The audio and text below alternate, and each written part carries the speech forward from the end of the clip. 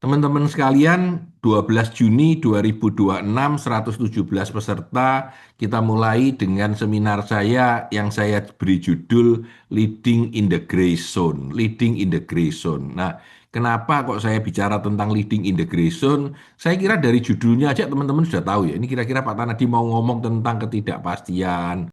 Teman-teman sekalian, Leading in the Gray Zone, ya, memimpin di era abu-abu. Cara berpikir, mengambil keputusan, dan menggerakkan tim saat dunia tidak pasti. Ya, saat dunia tidak pasti. Jadi kita tidak tahu juga mana yang benar, mana yang salah. Saya mulai dengan beberapa pemikiran. Ya, ini Pak Tanadi buat yang belum pernah ikut seminar saya, ada filenya Pak Tanadi di situ. Oke, anyway, kita mulai aja. Yang pertama, saya buat teman-teman yang sudah batch 9, batch 10, batch 11, sampai batch 19, saya dulu sering bicara tentang industri 4.0. Walaupun sekarang kita bicara industri 5.0, tetapi saya ingin bilang bahwa driver dunia berubah itu tetap tiga ini. Nanti tambah satu lagi, ya tambah satu lagi. Ya, driver yang membuat dunia berubah itu tiga ini. Satu physical, dua biological, dan tiga digital. Secara umum ini, ya, semuanya termasuk ini. Bahkan drone itu adalah digital dengan physical. Ya, nanti kita lihat contoh-contohnya. Ini saya review ya, jadi teman-teman pasti sudah tahu, enggak apa-apa kita ulang sedikit ya. Saya di tahun lalu ya, di Amerika pertama kali naik taksi, robotaksi, jadi naik Waymo ya. Saya merasa, waduh, sudah pakai mobil tanpa supir ya. Saya mulai bayangkan truk tanpa supir, saya mulai bayangkan di Indonesia tanpa supir. Kalau Anda bilang tidak mungkin, saya bilang mungkin, cuma waktunya agak mundur. Mungkin 5 tahun, 7 tahun, 10 tahun lagi sudah supir jalan sendiri. Kita sampai mall, supirnya nggak ada, mobilnya ngedrop, kita turun, dan mobilnya jalan-jalan sendiri. Lalu kita kalau mau manggil mobilnya tinggal WA bilang, oke 5 menit lagi di depan ya, 5 menit lagi dia akan berusaha mencari jalan untuk ke depan. Ini contoh.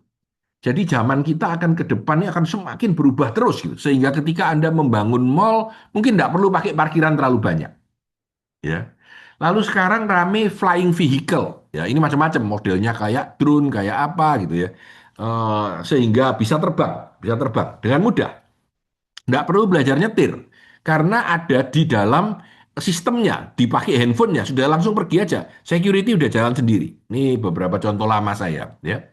Nah, ini juga nyambung antara otak dengan komputer. Sekarang makin sudah beberapa percobaan sudah jalan ya. Ini yang pertama, ini Elon Musk punya Neuralink pertama kali bikin ya. Di mana orang kakinya nggak bisa jalan 10 tahun, dipasang dengan perintah dari otaknya bisa jalan. Sekarang makin banyak ini, percobaan-percobaan mengkonek otak kita dengan bagian dari tubuh kita tanpa melalui gerak badan tangan, sudah mulai banyak. Nah, ini juga CRISPR 2.0, ini juga slide lama saya, di mana orang itu bisa merubah digitalnya ya, DNA-nya. Jadi kalau saya mau punya mata warna biru, itu katanya mudah. Ya, DNA-nya diambil, ditata sedikit, ditata ulang, dimasukin. Itu mata saya jadi biru. Ini contoh. Ini yang sisi biologi manusia. Nah, ini baru. Ini saya masukkan juga baru kemarin. Ya, China katanya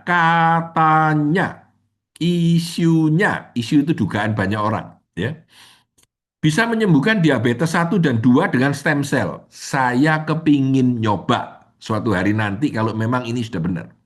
Ya, karena saya diabetes. Saya diabetes dan darah tinggi. Ya, katanya China mulai bisa menyembuhkan.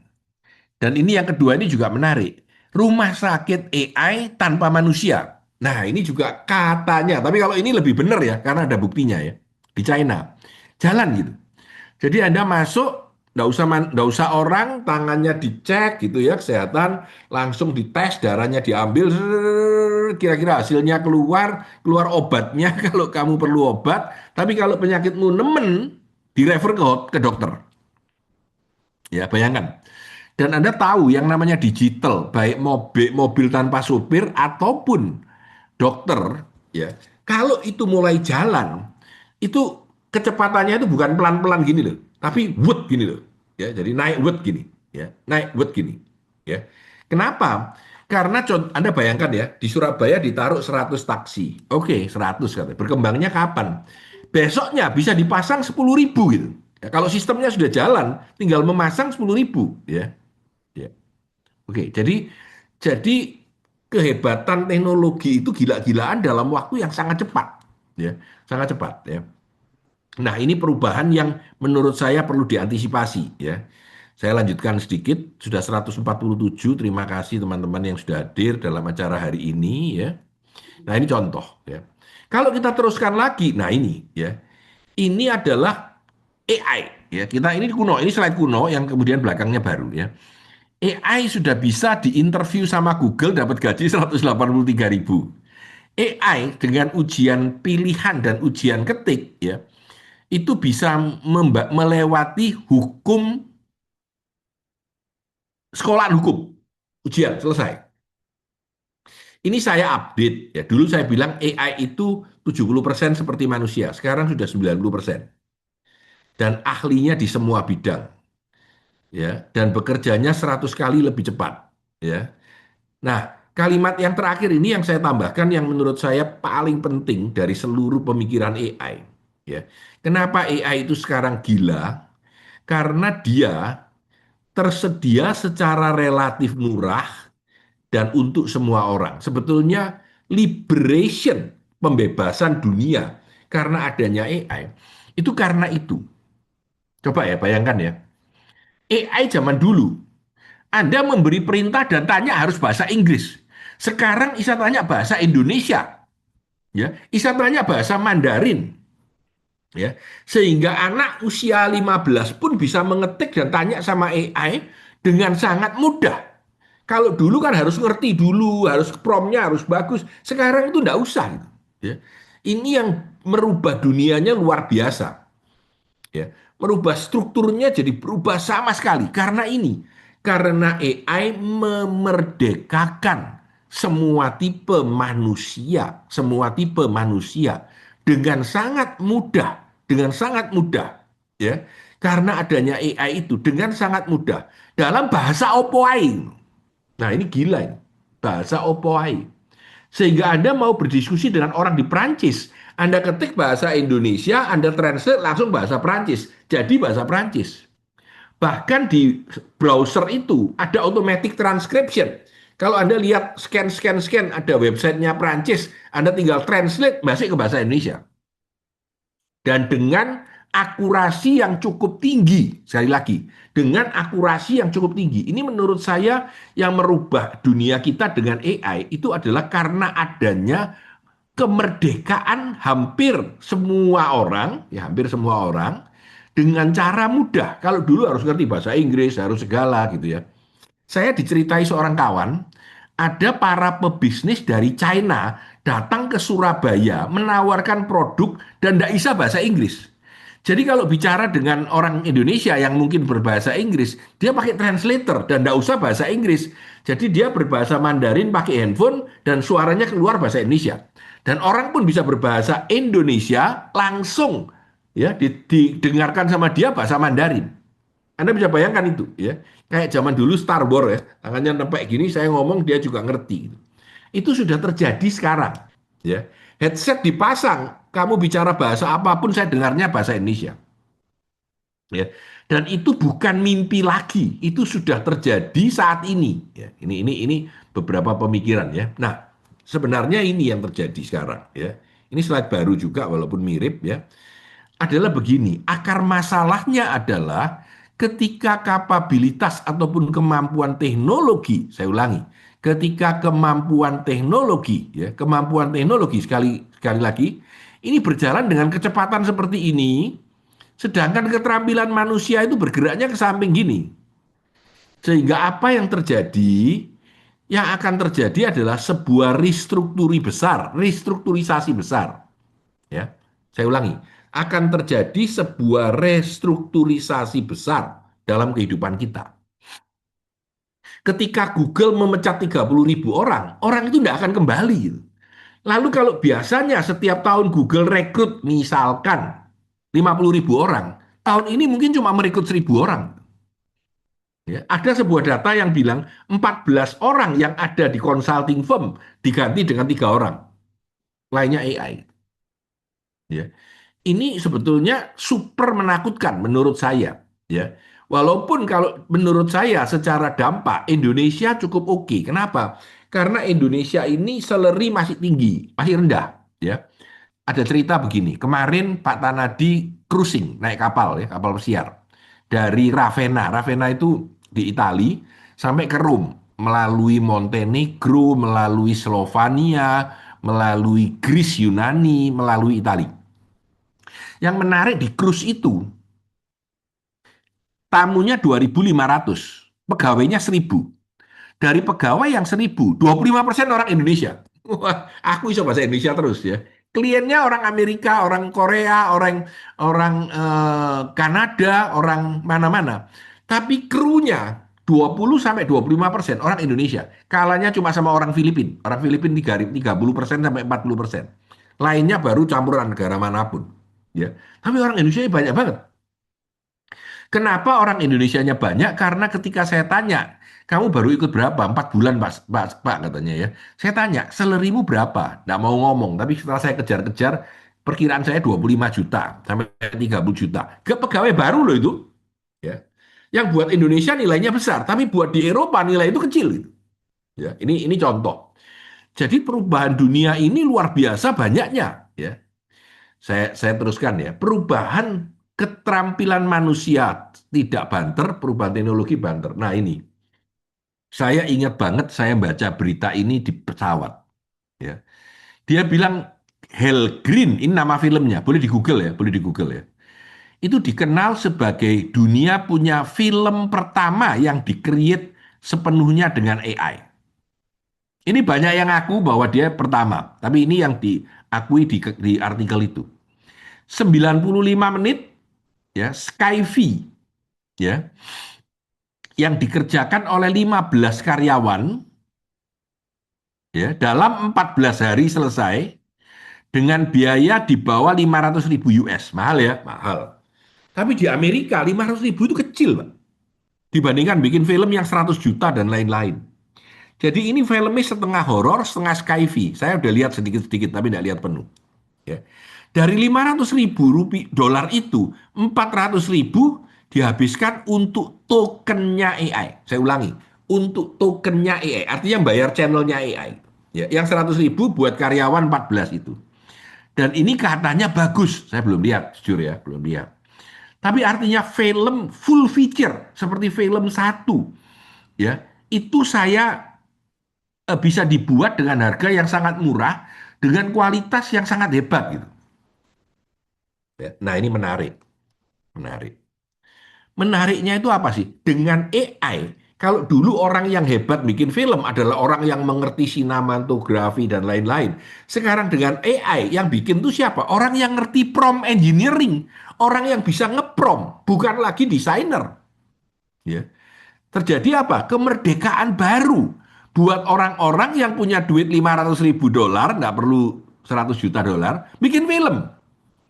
Anda bisa bayangkan kira-kira seperti apa? Ditebak 2030, film-film itu 85% yang keluar itu akan diproduksi oleh AI. 80% itu tentu bisa jadi manusianya, bisa menjadi bagiannya, bisa jadi segalanya. Ya, ini menarik menurut saya karena terjadi kemerdekaan baru dan ketidakpastian baru, ya, dan ketidakpastian baru di dalam dunia perfilman. Ya, ini yang menurut saya merubah hidup kita. Ya, saya lanjutkan. Nah, teman-teman lihat ya. Ini yang di China, ini juga materi lama saya. Di China itu sekarang 1,3 juta orang, semua wajahnya sudah di-scan. Ya. Dan orang dikasih sosial kredit. Kalau kamu melawan pemerintah, kamu tidak bisa bekerja mengikut perusahaan besar. Kamu tidak bisa beli pesawat terbang, tiket. Ini contoh. Dan ini yang terjadi dalam kehidupan kita. Ini sudah lama ya, ini sudah lama. Nah ini yang baru ini, tambahan. Jadi tadi saya bilang adalah fisik, teknologi, ya, ya, AI, ya, fisik, AI, ya, dan biologi. Tiga ini yang merubah dunia. Kalau sekarang menurut saya tambah satu lagi, yaitu geopolitik. Geopolitik. Ya, Anda bisa bayangkan Trump membuat tarif, ya, seluruh dunia ditembak. Tapi sekarang Senat bilang tarif nggak boleh, gitu. Uangnya harus dikembalikan. Nah, ya apa caranya nggak mengembalikan? Ini kacau banget, ya. Perang tarif ini kacau banget menurut saya, ya. Di mana dengan adanya tarif itu, Amerika dengan Kanada jadi gegeran. Karena barang Kanada turun kena 25%. Ruame, wis bulet, nggak karu-karuan. Ya. Amerika dengan Meksiko gegeran. Ya. Nah, ini contoh ya. Jadi geopolitik sekarang menjadi salah satu pemicu perubahan juga yang luar biasa dalam bisnis, ya. Ini baru kita bicara Trump dengan tarif. Lalu yang kedua, nah ini Iran war ini. Bagaimana dengan Iran dan Amerika? Bagaimana dengan Rusia dengan Ukraina, bagaimana Israel diteluk, perang ini habis-habisan kanan kiri muka belakang. Ini merubah struktur ekonomi dan bisnis. Selat Hormuz itu membuat dolar apa namanya minyak dari $70 menjadi $100 dan semua barang naik harganya. Ya.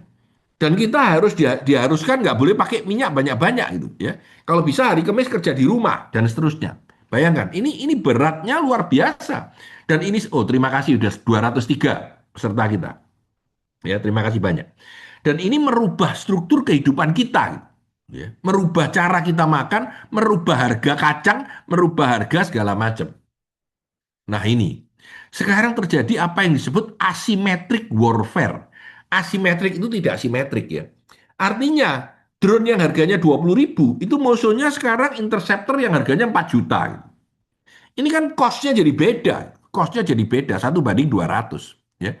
Sekarang yang namanya Ukraina jadi bertahan besar dan karena Anda lihat Ukraina sekarang bertahan melawan Rusia jadi hebat. Kenapa? Karena Ukraina jagoan bikin drone yang murah dibandingkan perang yang lain. Ya.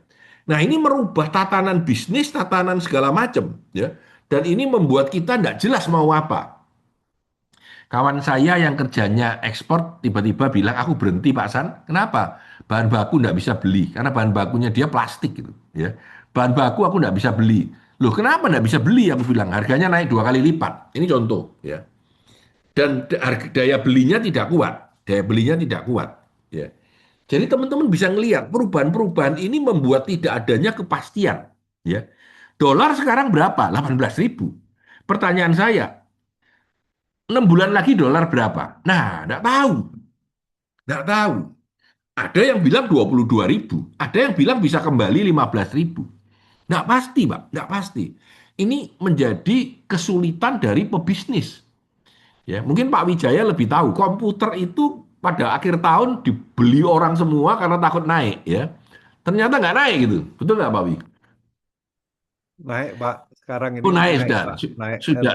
ya, naiknya luar biasa. Nah, ini juga karena apa? Karena AI. Ya. Prosesor itu jadi mahal, chip RAM itu jadi mahal. Ya. Kalau Anda lihat sekarang mau beli handphone 1 tera susah banget gitu. Ya. Kenapa? Karena diambil sama sama AI itu, ya. Yang naik apa Pak Wi? Storage, memori, Nah, prosesor. nah, Itu nah, yang utamanya. tiga-tiganya berkaitan dengan AI sebenarnya loh ya, sebenarnya begitu ya. Jadi perubahan ini mengganggu banget. Saya lanjutkan ya, thank you Wi. Nah, ini drone VS ini. Nah, ini hari ini, saat ini, saat ini, kawan-kawan. Saya nggak tahu yang di Jakarta boleh ngasih masukan enggak? Ya apa acaranya hari saat ini? Saat ini, ya. Aksi demo saat ini kayak apa? Mungkin ada yang lagi di Jakarta bisa ngasih komen ke saya. Ya Ini Faisal gimana? ya infonya tadi sore jam 4 itu Hmm, pihak kepolisian menambah pasukannya lagi jadi hampir 7.000 hmm, dan itu menggeser semua tidak boleh masuk ke lingkaran HI karena itu akan mendekati istana. hmm, Nah, jadi sekarang ini mereka sudah mulai mundur dan informasi yang didapat itu Sabtu dan selanjutnya sampai tanggal 20 kalau nggak salah apa 18 mereka akan melanjutkan aksi terus. boh, Infonya, matilah. infonya begitu. Jadi memang sekarang ini keadaan dari saya lihat di YouTube dari teman-teman para ekonom juga kondisi kita itu semakin sulit, Pak Tan. Hmm. Nah, semakin sulit. Jadi disarankan ya untuk menahan semua capital yang ada Thank you Pak di Faisal. dalam Thank you. paling tidak 2 minggu sampai nggak, karena indikasinya masalahnya itu semuanya sudah naik, jadi nggak ada yang turun. Cabai aja sudah 120.000 cabai Nah, posisinya sekarang. nah, Minyak yang namanya minyak curah udah nyaris hilang. Jadi nah, minyak yang brand sekarang ini per kilo sudah di atas 30.000. nah. Belum lagi apa Ah, namanya BBCA turun terus-terusan. Bingung kan? Bingung ya toh? Bingung mau Terakhir beli apa naik lagi Pak, jual. udah naik 20%. Hari ini naik, Pak. Oh, oke, oke. Sudah di Wah, 6.000, sip. di gimana atas Pak? 6.000. Sudah berapa? Putus-putus saya Pak. Di atas Sudah berapa? 6.000, Pak. Di atas 6.000. 54 Ya, teman-teman masih beli. Nah, ini contoh ya. Jadi ketidakpastian itu sudah jadi sebuah kepastian. Ya, saya ulangi, ketidakpastian itu sudah jadi kepastian. Oke, saya akan mulai masuk ya ke materi dulu deh. Thank you Pak Faisal, thank you teman-teman ya. Teori VUCA yang sudah lama, sudah kuno, ya, volatility, uncertainty, complexity, dan ambiguity. Volatility itu artinya sudah pasti terjadi dan bergerak terus gitu, ya. Seperti saham BCA itu volatility. Uncertainty itu ketidakpastian. Jam 4 tadi masih damai di Jakarta. Besok saya tidak tahu. Yaitu uncertainty. Complexity itu kompleksitas. Contoh complexity itu apa? Amerika dengan Iran sekarang. Itu complexity. Yang Amerika mau mundur nggak bisa karena ingin menjaga muka, ya toh. Terus mau terus juga susah karena biayanya mahal. Ya, sementara dalam negeri semua minta diberhentikan. Nah ini contoh ya, contoh sulitan. Jadi complexity terjadi. Ambiguity itu ketidakpastian. Ambiguity itu contohnya apa? Ambiguity itu sekarang kita mau beli apa tidak? Ini contoh adalah BBCA tadi. Ya, ini sangat ambigu. Tidak ada yang bisa memastikan bahwa itu akan naik atau akan turun. Ya, bahkan dolar pun yang uncertainty ya, uncertainty itu sangat naik turun. Tapi kalau ambigu ini informasinya membingungkan karena bisa dilihat dari kanan dan kiri. Ini contoh, ini VUCA. Dan dulu VUCA ini dikeluarkan ketika perang Teluk. Amerika itu cerita soal VUCA gitu. Dan orang mulai pakai untuk bisnis. Tapi sekarang VUCA ini jadi day to day, Pak. Jadi day to day, ya. Grayson ini menurut Pak Tanadi apa sih? Ini saya yang bicara tentang Grayson ya. Grayson itu datanya tidak lengkap. Pasarnya terjadi perubahan disrupsi yang besar-besaran. Ya, di mana keberuntungan dan faktor kesempatan dan eksternal, luck dan chance itu jadi membuat kita tidak pasti gitu, ya. Nah, di tengah itulah terjadi Grayson, area abu-abu yang sebelum jelas gitu. Bahkan mengambil keputusan pun nggak ada yang bisa tahu, ya. Tujuan kita bukan menghilangkan ketidakpastian, tapi memimpin dengan lebih baik pada saat ketidakpastian itu terjadi, ya. Oke, sekarang saya bicara dulu. Contoh-contoh yang gampang di lapangan lah. Sekarang lagi rame cagi. Tadi saya pertama kali nyoba cagi di Surabaya, baru ada seminggu ini. Ya, waktu di China saya sering beli cagi. Seandainya cagi itu rame, sukses, Anda berani nggak invest buka franchise-nya? Nah, ini contoh. Ya, kita bingung. Ya, jalan apa tidak gitu. Jalan apa tidak gitu. Salah satu dari brand terkenal untuk apa namanya nasan Padang. Ya, barusan lagi menggerakkan dan menggalakkan franchise. Ya, kawan saya ngambil franchise 6M di Jakarta. Itu dengan fisik dan bangunan dan izinnya. Nggak beli bangunan ya, perbaikan. Nah ini duitnya gede, ketidakpastiannya nggak jelas mau kemana gitu. Ya, mau kemana? Ya. Jadi harga-harga itu jadi nggak jelas semua. Ya, nggak jelas semua. Istri saya lagi ngecek harga pesawat bulan 9 sama bulan 8 saya lupa.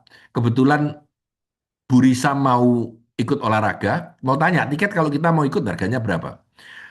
Bisnis kelas yang harusnya 50 juta menjadi 130 juta. Gila-gilaan, 130 juta. Tapi kalau Anda mau naik Qatar Air, 45. Tapi selamat apa enggak, karo gitu ya. Dan apakah bisa terbang, enggak tahu kita. Ya, seperti itu keadaannya ya. Nah, ini saya udah cerita nih, saya udah cerita 20 menitan, situasi, sikon, dan keadaan. Nah, sekarang ini Bagaimana kita lead the gray zone? Ini pertanyaan saya, pertanyaannya. Nah ini, ya. Kalau dulu, ya, mindset kita adalah kalau sudah ada pasti baru ngambil keputusan. Sekarang gak iso. Kasal cukup aja untuk mengambil keputusan, bergeraklah. Dan sangat mungkin Anda salah. Dan sangat mungkin Anda butuh pivot. Nah, ini teorinya dulu, ya. Ini yang kita ketahui, ini yang kita asumsikan. Ini beda, ya. Ini yang belum kita ketahui, ini yang tidak akan bisa kita uji. Padahal Anda harus bergerak. Nah, ini kesulitan kita. Yang pertama mindset dulu. Mindset kita harus mencoba dari kebingungan, mencoba menjadi jernih, dari ragu-ragu menjadi quote-to-quote berani, tapi beraninya nggak boleh terlalu berani karena itu berisiko besar. Dari tekanan yang setengah mati, pressure, harus dirubah menjadi momentum untuk bergerak. Ini dulu, ya teman-teman semua. Ya, harus terjadi psychological shift, pergeseran psikologis dari kita untuk bergeser. Ini menurut saya jadi penting. Ya. Jadi mindsetnya dulu jalan, ya. Kenapa? Karena telah terjadi the death of perfect information. Ilusi informasi sempurna bahwa semuanya tahu keadaannya segini, harga akan begini sangat tidak jelas. Ya, kita tidak lagi sebagai pemimpin punya kemewahan untuk bisa nunggu informasi itu jelas. Karena pada saat informasi itu jelas, momentumnya hilang, kita telat gitu. Nah, ini menarik. Ketidakpastian bukan lagi sesuatu yang sementara, tapi menjadi permanen pada saat modern ini. Nah, gambarnya seperti ini. Benar, gambarnya seperti ini. Bentar lagi saya rem. Nah, seperti ini, Pak. Asumsi lama, ya, di mana sebuah hal itu akan jelas arahnya, tidak jelas lagi. Karena uncertainty itu jadi baseline kita. Kita harus menavigasi antara prioritas, tekanan bisnis, teknologi, dan tim kita. Dan incomplete information. Ya. Jadi intinya, dunia ini bergerak dengan lebih cepat, tapi tidak jelas gitu. Ya, kayak diaduk-aduk di dalam sebuah lubang kok airnya tidak jernih gitu, kotor ya. Complete informationnya tidak ada. Dan kalau kita mundur ya, kalau dulu target dan tujuan itu jelas, sekarang prioritas bisnis sering berubah mendadak. Data dan informasi tersedia lengkap, ya. Sekarang harus memutuskan meski informasinya tidak utuh. Suasana pasar dan bisnis dapat diprediksi bakal apa. Sekarang teknologi dan perubahan yang ada di dinamika pasar tidak bisa memprediksi. Dulu tim bekerja dengan terstruktur, terukur, dan rutinitas. Sekarang tim kita rentan mengalami kelemahan dan mengalami kebingungan. Ini bedanya antara leader zaman dulu atau leader yang lebih yakin dengan situasi dengan leader zaman sekarang yang menghadapi segalanya menjadi tidak pasti. Terjadi sebuah shifting, pergeseran yang cepat banget gitu. Nah, dalam teori ini saya mencoba untuk mencari rumusnya. Tentu rumusnya pun tidak sesuatu yang sangat pasti, tapi sebuah arahan, ya, sebuah arahan. Nah, inilah rumusnya. Ya, jadi rumusnya ada 4, nanti masing-masing kita bedah. Ya. The anatomy of 4 skills of a Grayson leader. Jadi seorang Grayson leader atau leader yang yang menghadapi dunia abu-abu ini punya 4 skill yang harus dipelajari untuk menghadapi ini. Skillnya ini kalau dalam bahasa yang sangat singkat, ya, karena ini nanti akan panjang ya.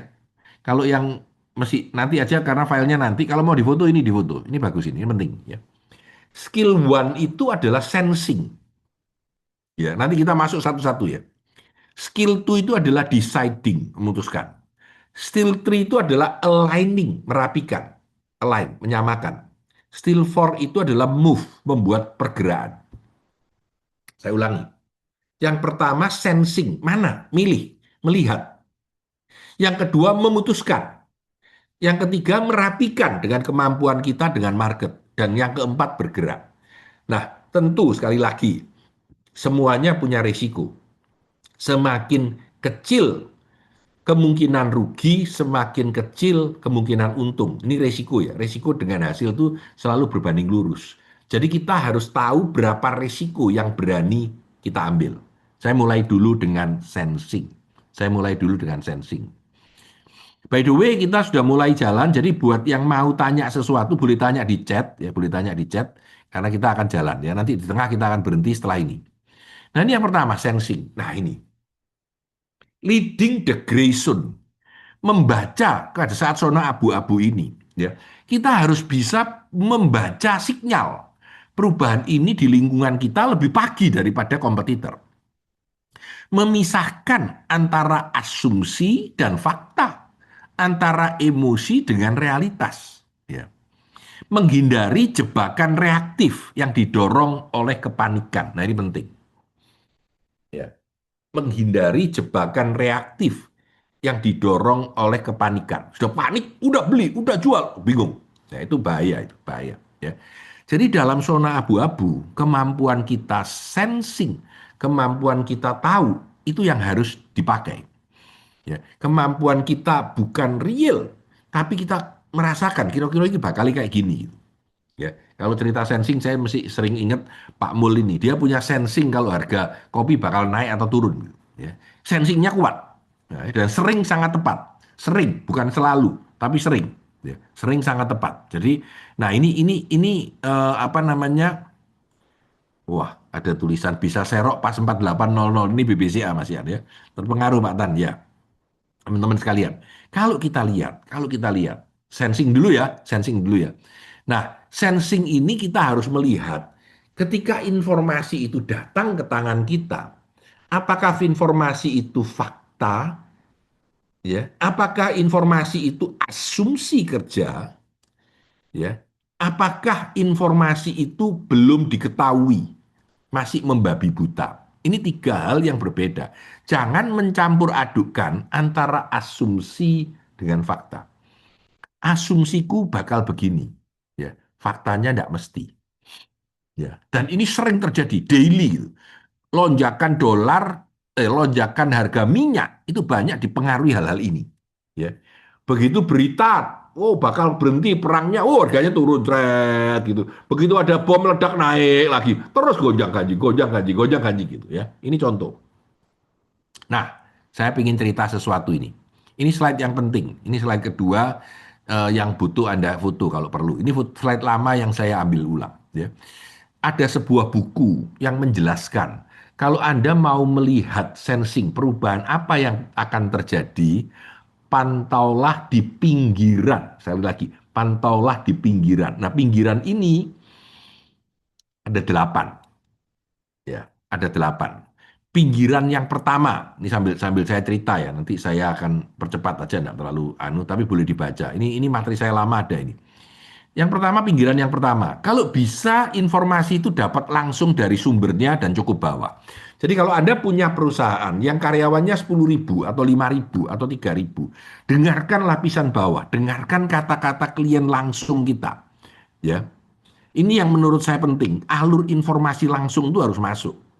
Ya. Lalu kalau mengumpulkan opini, harus dari yang positif dan negatif. Hindari satu orang ngomong A, lalu kayaknya yang ngomong banyak. Padahal hanya satu orang yang ngomong A. Ya. Hindari opini-opini yang berbeda. Yang ketiga, ketika mengambil keputusan, ini ada 2 tipe. Yaitu ini dari, apa namanya, thinking fast dan thinking slow ya. Thinking fast itu berdasarkan emosi. Ya wis kira-kira ini. Itu keputusan berbasis pada emosi dan cepat. Kalau thinking slow itu berbasis pada rasional, analisa, data, dihitung ulang, pakai regression analysis, pakai keduanya, tergantung situasi dan kebutuhan yang mana. Dan yang nomor 4 ini menarik, small bet, maksudnya apa? Kalau Anda berisiko, cobalah taruhan, tapi jangan gede-gede. Kalau aku rugi ya sekian. Ya. Sekarang bisnis Anda 1 tahun omsetnya 100 M. Ya aku resiko lah kalau 100 juta. Kalau kalah ya sudah nggak beli lagi, nggak pakai lagi. Itu boleh. Ya. Small bets. Jangan sebuah habis-habisan, itu bahaya. Kemudian, nah ini menarik, ini dia bilang keluarlah dari gedung. Artinya apa? Artinya turunlah ke jalan, lihatlah di lapangan yang sebenarnya terjadi itu apa. Ya. Karena apa yang dikatakan oleh asisten Anda, apa yang dikatakan oleh manajer Anda, sering nggak benar gitu. Kalau Anda nggak turun bawah ke lapangan. Ini nomor 5. Nomor 6, kalau ada informasi yang bermanfaat untuk perusahaan Anda, kasih insentif orang, tidak selalu uang, tidak selalu uang. Walaupun umumnya uang, tapi kasih insentif supaya informasinya makin lama makin kuat. Dan Anda bisa melakukan small batch lebih sering berbasis pada informasi yang benar. Yang nomor 7, hindari penyangkalan. Jangan bilang tidak mungkin, tidak ada, tidak berubah ya. Hampir semua keruntuhan perusahaan-perusahaan besar, kayak Kodak, kayak Nokia, itu semua karena menghindari penyangkalan. Jadi bilang, tidak mungkin lah ada digital, tidak mungkin lah handphone itu pakai pakai apa namanya, pakai layar gitu ya. Itu Nokia. Akhirnya keluar layar dia ketinggalan. Ya, ini hindari penyangkalan. Dan yang nomor 8, talk with the future. Bicara dengan masa depan. Maksudnya apa? Ketika Anda melihat sikon, Anda harus lihat masa depan itu siapa yang akan di situ. Dan orang-orang itulah yang lebih tahu dulu daripada kita yang sudah tua gitu. Kami sekarang di BWI, ya buat teman-teman yang mau ikut, kita lagi bikin training bulan Kamis depan itu tentang apa Gen Z ya. Gen Z itu seperti apa? Bagaimana memanage Gen Z, bagaimana mengajar Gen Z, bagaimana membuat Gen Z menjadi lebih puas. Buat yang di Surabaya, highly recommend untuk ikut ya.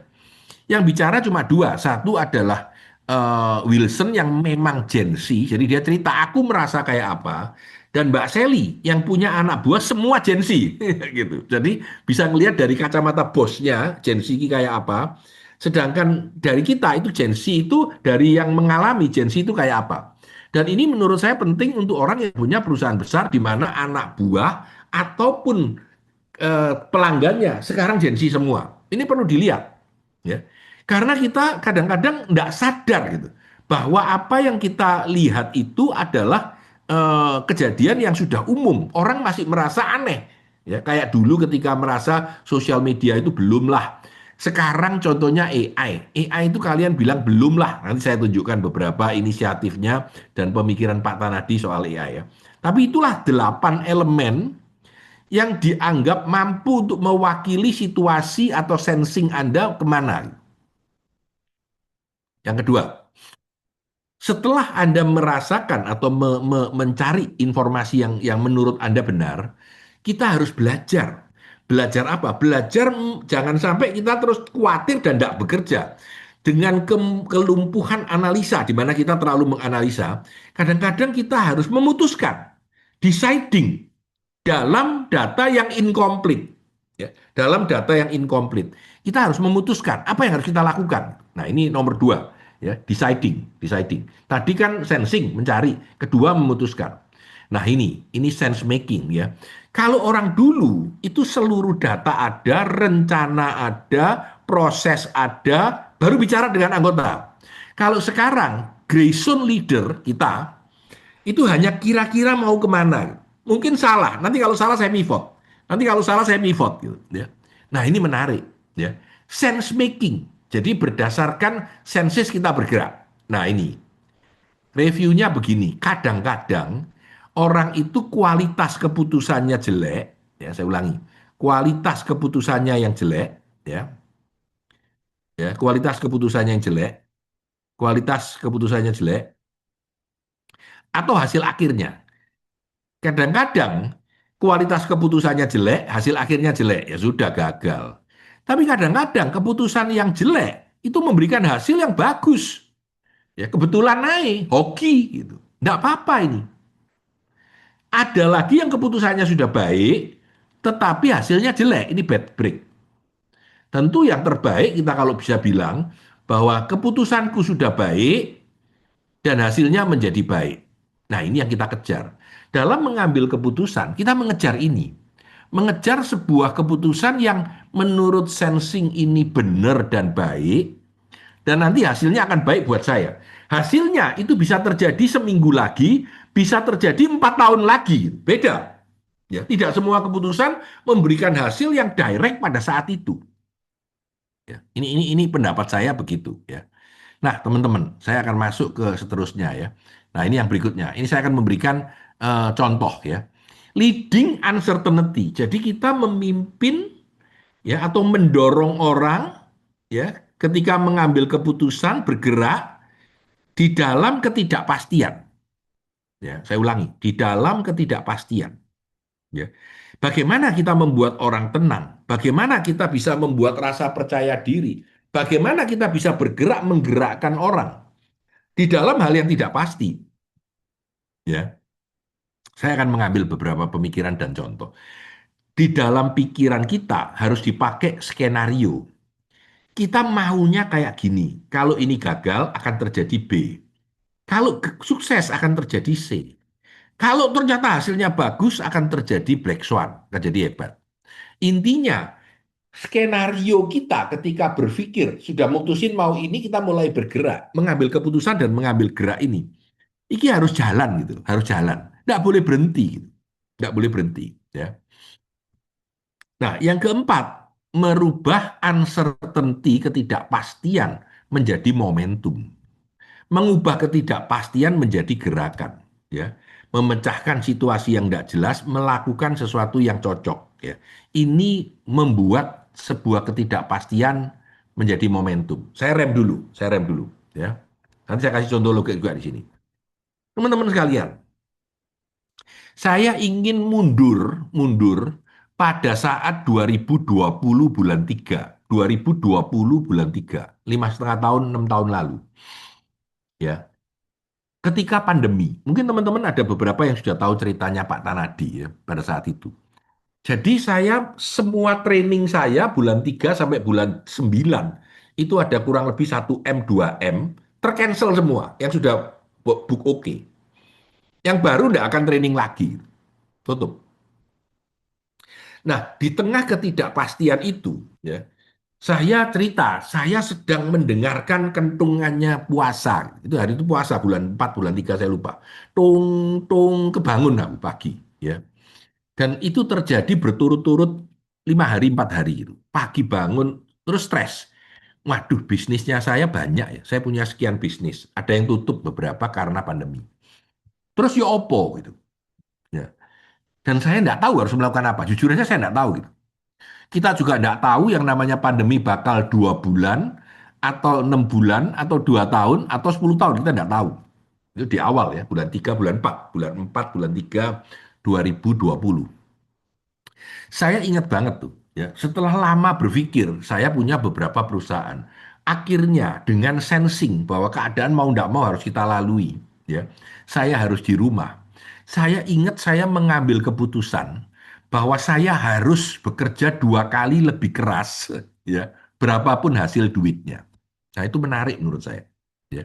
Saya bulan 5 itu mulai bikin seminar online, gratis, training gratis, segala gratis ya. Jualan, wis jualan, pokoknya online. Sehingga tiap hari bikin review buku ya. Nggak ada duitnya, nggak peduli aku. Pokoknya aku bangun pagi jam 4 mau kerja. Gitu. Ya, menarik. Dan sebetulnya tujuan saya satu, Pak. Mengajak kawan-kawan partner bisnis saya, mengajak anak buah saya, dan mengajak orang luar untuk mau optimis. Gitu. Ya, saya tahu nggak ada duitnya. Dan ternyata dengan nge-push gila-gilaan pada tahun 2020, bulan 5, 6, 7 itu, tahun 2020 di mana market training itu turun 40-50%. BWI hanya turun 6%.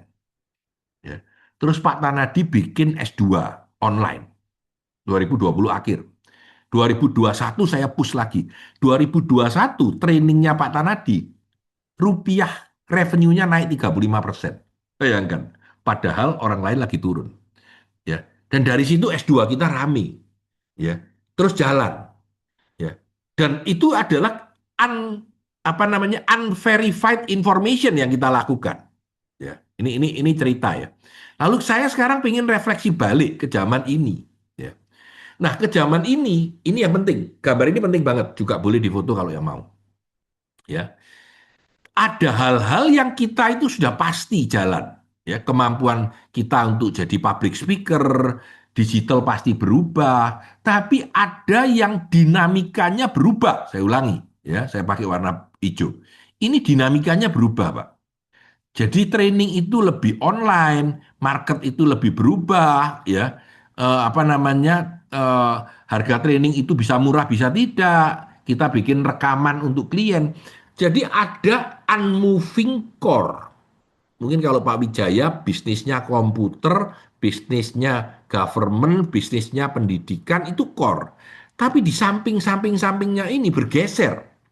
Inti value, etika, komitmen, jangka panjang, kemampuan kita itu berhenti. Tapi ada yang dinamis, ada yang bergerak, ada yang bergeser. Nah, ini penting menurut saya, ya. Ini penting. Kenapa? Karena di dalam kita mengambil momentum, gak iso KB ini baru. Gak bisa Pak Tanadi tiba-tiba ngomong saya mau buka toko terang bulan. Padahal saya nggak ngerti terang bulan itu apa. Gak iso. Core saya harus stay di situ. Ya, dinamika saya boleh berubah. Terima kasih untuk 243 orang yang nonton. Ya, you are welcome and appreciated. Thank you so much. Ya. Nah, teman-teman lihat. Nah, ini saya sekarang ingin memberikan catatan, sesudah itu kita bisa ngobrol. Ya. Nah, di power of small bets. Tadi saya sudah bicara ya di nomor 4 small bets ya. Jadi ketika kita melakukan small bets, taruhan kecil, kita coba lagi, kita pilotkan ya. Kalau gagal, balik lagi Pak. Interaksi lagi, trial and error lagi, pilot project, sukses. Jalankan tes, lalu lakukan validasi, baru lalu di launching besar-besaran. Ini format yang simple dan logikal bahwa kita harus punya berani melakukan risiko-risiko kecil untuk small bets. Tentu dengan catatan ya bahwa kita paham bisnis ini ya, bahwa kita paham bisnis ini. Kita tidak ngawur sama sekali gitu ya. Ya. Kita lihat, kita balik ke sini ya, kita balik satu ya. Nah, ini jadi kita tahu apa yang kita tahu, apa yang menjadi keahlian kita, apa yang memang kita ngerti. Yang tidak kita coba di luar. Kita lakukan small batch untuk hal-hal yang di luar. Ya. Nah ini saya kasih cerita. Ini yang kita lakukan, sekalian promosi Pak Tanadi. Jadi Institut Asia sudah 1 tahun, tidak sampai 9 bulan, jadi 1 semester lebih, melakukan small batch untuk bikin kelas S1 untuk orang yang sudah kerja di atas 5 tahun. Jadi kalau karyawan Anda sudah kerja 10 tahun, 20 tahun, masih SMA belum S1, masukkan ke kelas RPL kita. 1,5 tahun sampai 2 tahun dia lulus S1 resmi. Dan ini program pemerintah gitu. Kita lakukan ini. Dan ini ketika kita lakukan 9-10 bulan yang lalu ya dengan bantuan Bu Yuniar dan teman-teman ya. Kita punya 60 orang. Sekarang kita punya 80 orang, makin banyak. Dan ada perusahaan yang memang dulunya tidak banyak orang S1-nya, disekolahkan ikut sekalian 6 orang. Ini contoh, ya contoh. Menurut saya ini small bets, ini momentum untuk bergerak. Nggak boleh nunggu lagi. Ya, ini nomor 1. Nomor 2, ya, karena kita sudah punya S2, setiap semester yang lulus cukup banyak, ya, maka pertanyaan S3 itu bakal banyak banget. Ya, saya sudah lebih dari 10 orang tanya saya, Mas San, kalau mau S3 gimana, kapan Asia bikin gitu. Sehingga baru 2 bulan, sebulan yang lalu, kita kerjasama dengan Universitas Ciputra. Saya bilang, lulusan kita bagaimana kalau dibantu supaya bisa kuliah di tempat Anda. Ini bicara dengan orang-orang Universitas Ciputra ya. Dan dia bilang, ayo Pak gitu. Jadi akhirnya kita buka info session. Ya. Kita buka info session, kalau mau difoto ini boleh difoto, boleh tanya ini ya, datanya di bawah ini masih ada. Jadi ini teman saya, namanya Pak Fikri. Nggak tahu Pak Fikri lagi ada nggak sekarang di sini ya. Hadir nggak ya Pak Fikri ya? Kalau hadir say hello Pak. Ya. Nah, kita buat info session untuk kelas S3. Nah, pertanyaannya, buat apa kuliah S3? Buat apa kuliah S2? Teman-teman sendiri merasa, walaupun ada AI, kita tanya ChatGPT. Kita bilang, ChatGPT aku punya bisnis kayak gini, buatkan bisnis model kanvas. ChatGPT langsung jadi dan bagus. Tapi kalau kamu nggak ngerti bisnis model kanvas itu apa, nggak bisa pakai juga. Jadi kemampuan Anda S2 dibutuhkan untuk bisa memakai ChatGPT, Grok dan lain-lain dengan baik gitu. Ya. Dan sekarang karena ada inflasi gelar, sudah S1 harus S2, sudah S2 harus S3. Maka kalau Anda punya sumber daya, punya waktu, kuliah S3 sekarang. Ya. Ini kemarin pada info session saya ngomong, kenapa Anda kuliah sekarang? Karena pada saat ini bisnis lagi slow down, kepastiannya tidak jelas. Waktunya ngisi otak. Itu yang pertama. Tapi alasan terbesar saya adalah karena ada AI. Karena adanya AI, sekolah S3 sekarang jauh lebih mudah daripada kalau Anda tidak ada AI. 5 tahun lalu Anda kuliah S3, setengah mati susahnya. Ya. Sekarang Anda kuliah S3 itu gampang. Ya, karena pakai AI tanya selesai gitu. Ya tentu Anda harus paham, harus punya pemahaman dasar S2, harus ngerti situasi. Tapi menjadi jauh lebih gampang. Ya. Karena kemerdekaan kita yang tadi bilang memakai AI gitu. Ya. Jadi ini juga kalau Jun, Suci ya, dulu merasa nggak mungkin lah aku belajar S3. Sekarang mungkin. Dan justru waktunya sekarang atau tahun depan, the last one. Karena kalau nanti terlalu lama, AI-nya sudah terlalu umum, perubahan bisa berganti, aturan main bisa berganti, ya cara ujian bisa berganti. Sekarang mumpung belum ganti, ngambil S3 dulu gitu. Ini pendapat saya, ya. Jadi bisa ngomong sama apa namanya Fikri, ya. Minta diskon khusus dari Pak Tanadi gitu. Minggu ini selalu ada diskon, ya. Sekarang jualan pendidikan pun juga harus diskon. Tapi ini menurut saya menarik. Kenapa menarik? Karena terjadinya inflasi gelar, karena terjadinya ketidakpastian, you have to make your move itu. Kalau Anda punya move bisnis yang jelas, ambil move bisnisnya. Kalau Anda tidak punya move bisnis, oke, ngambil ilmu. 3 tahun selesai. Ya. Universitas Ciputra tidak mungkin menyulitkan Anda untuk lulus gitu. Ya. Karena mereka cukup fair, cukup besar, dan volumenya cukup besar. Lanjut. Ya, lanjut. Nah, teman-teman sekalian, ini yang saya lakukan di S2 kita. Jadi teman-teman sebagian sudah ikut ya, Artificial Intelligence for Business. Ya. Saya mencoba mengajarkan pemahaman AI saat ini, per hari ini. Ya. Saat ini, per hari ini. Bukan AI setahun lalu dan bukan AI yang akan datang. Ya. Hati-hati, hati-hati, karena itu beda. Ya. Saya mencoba untuk melakukan ini. Jadi kalau Anda lihat, ini sesi 1 2 Juni, ya saya pas di luar. Ini yang barusan 9 Juni, banyak yang ikut di sini, mungkin ada 20-an saya lihat ya. Dan minggu depan tanggal 23 Juni kita bicara tentang grafik dan video. 30 Juni Pak Tanadi yang bicara tentang bagaimana memakai AI untuk bisnis. 7 Juli akan bicara tentang riset. 14 Juli akan bicara tentang workflow. Dan 21 Juli akan bicara tentang transformation. Ini 7 kali pertemuan sesuai dengan konsep S2. Anda tidak bisa ngomong aku sekalian Pak, aku mau belajar AI yang 2 jam semua selesai. Nggak ada, nggak ada. You have to pay your dues, you have to pay your time, you have to pay. Ini kita sudah jalankan, ini sudah kita jalankan, ya. Dan ini buat saya terima kasih banyak yang ikut. Jadi yang ikut itu di luar batch 18 itu ada 75 kalau nggak salah, ya. 75 atau 68 saya lupa sekitar itu, ya. Bahkan saya sampai minta maaf sama batch. Kalau di sini ada teman-teman batch 18 ya. Saya nggak tahu hari ini ada teman-teman batch 18 nggak? Kasih jempol dong. Ya. Ada ya? Ada. Terima kasih. Buat teman-teman EB yang 18, saya mohon maaf bahwa pengajarannya tidak terlalu nyaman karena banyaknya tamu gitu. Dan nanti waktu kelasnya Pak Tandi, 18 EB dan EP saya gabung. Jadi teman-teman yang EP yang asalnya pendidikan juga akan mencoba. Memang sengaja saya belum seminggu ya karena belum satu sesi semua. Semester depan mungkin akan kita buat satu sesi untuk yang pendidikan karena sumber daya kita tidak cukup gitu untuk mengerjakan. Ini materinya baru semua. Pak Tanadi yang ngawasi, ya. Jadi kalau bagus terima kasih, kalau jelek WA ke Pak Tanadi. Pak jelek Pak, yang nomor sekian yang ngajar jelek, kasih komen ke saya, tidak apa-apa, kita perbaiki, ya.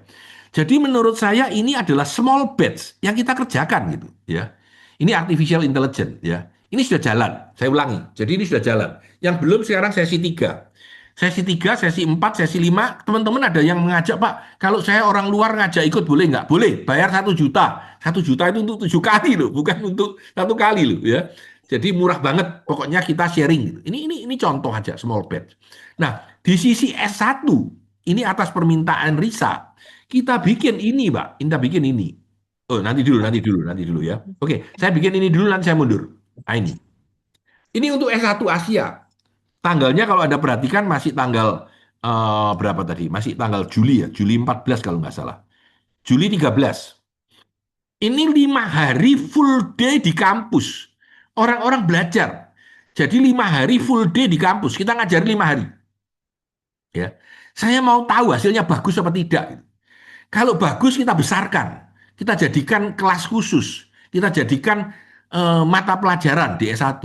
Kalau kurang, ya sudah nggak usah gitu. Kita berhentikan. Small batch, nggak usah merusak terlalu banyak. Ya, ini yang di S1. Ya, materinya lebih gampang.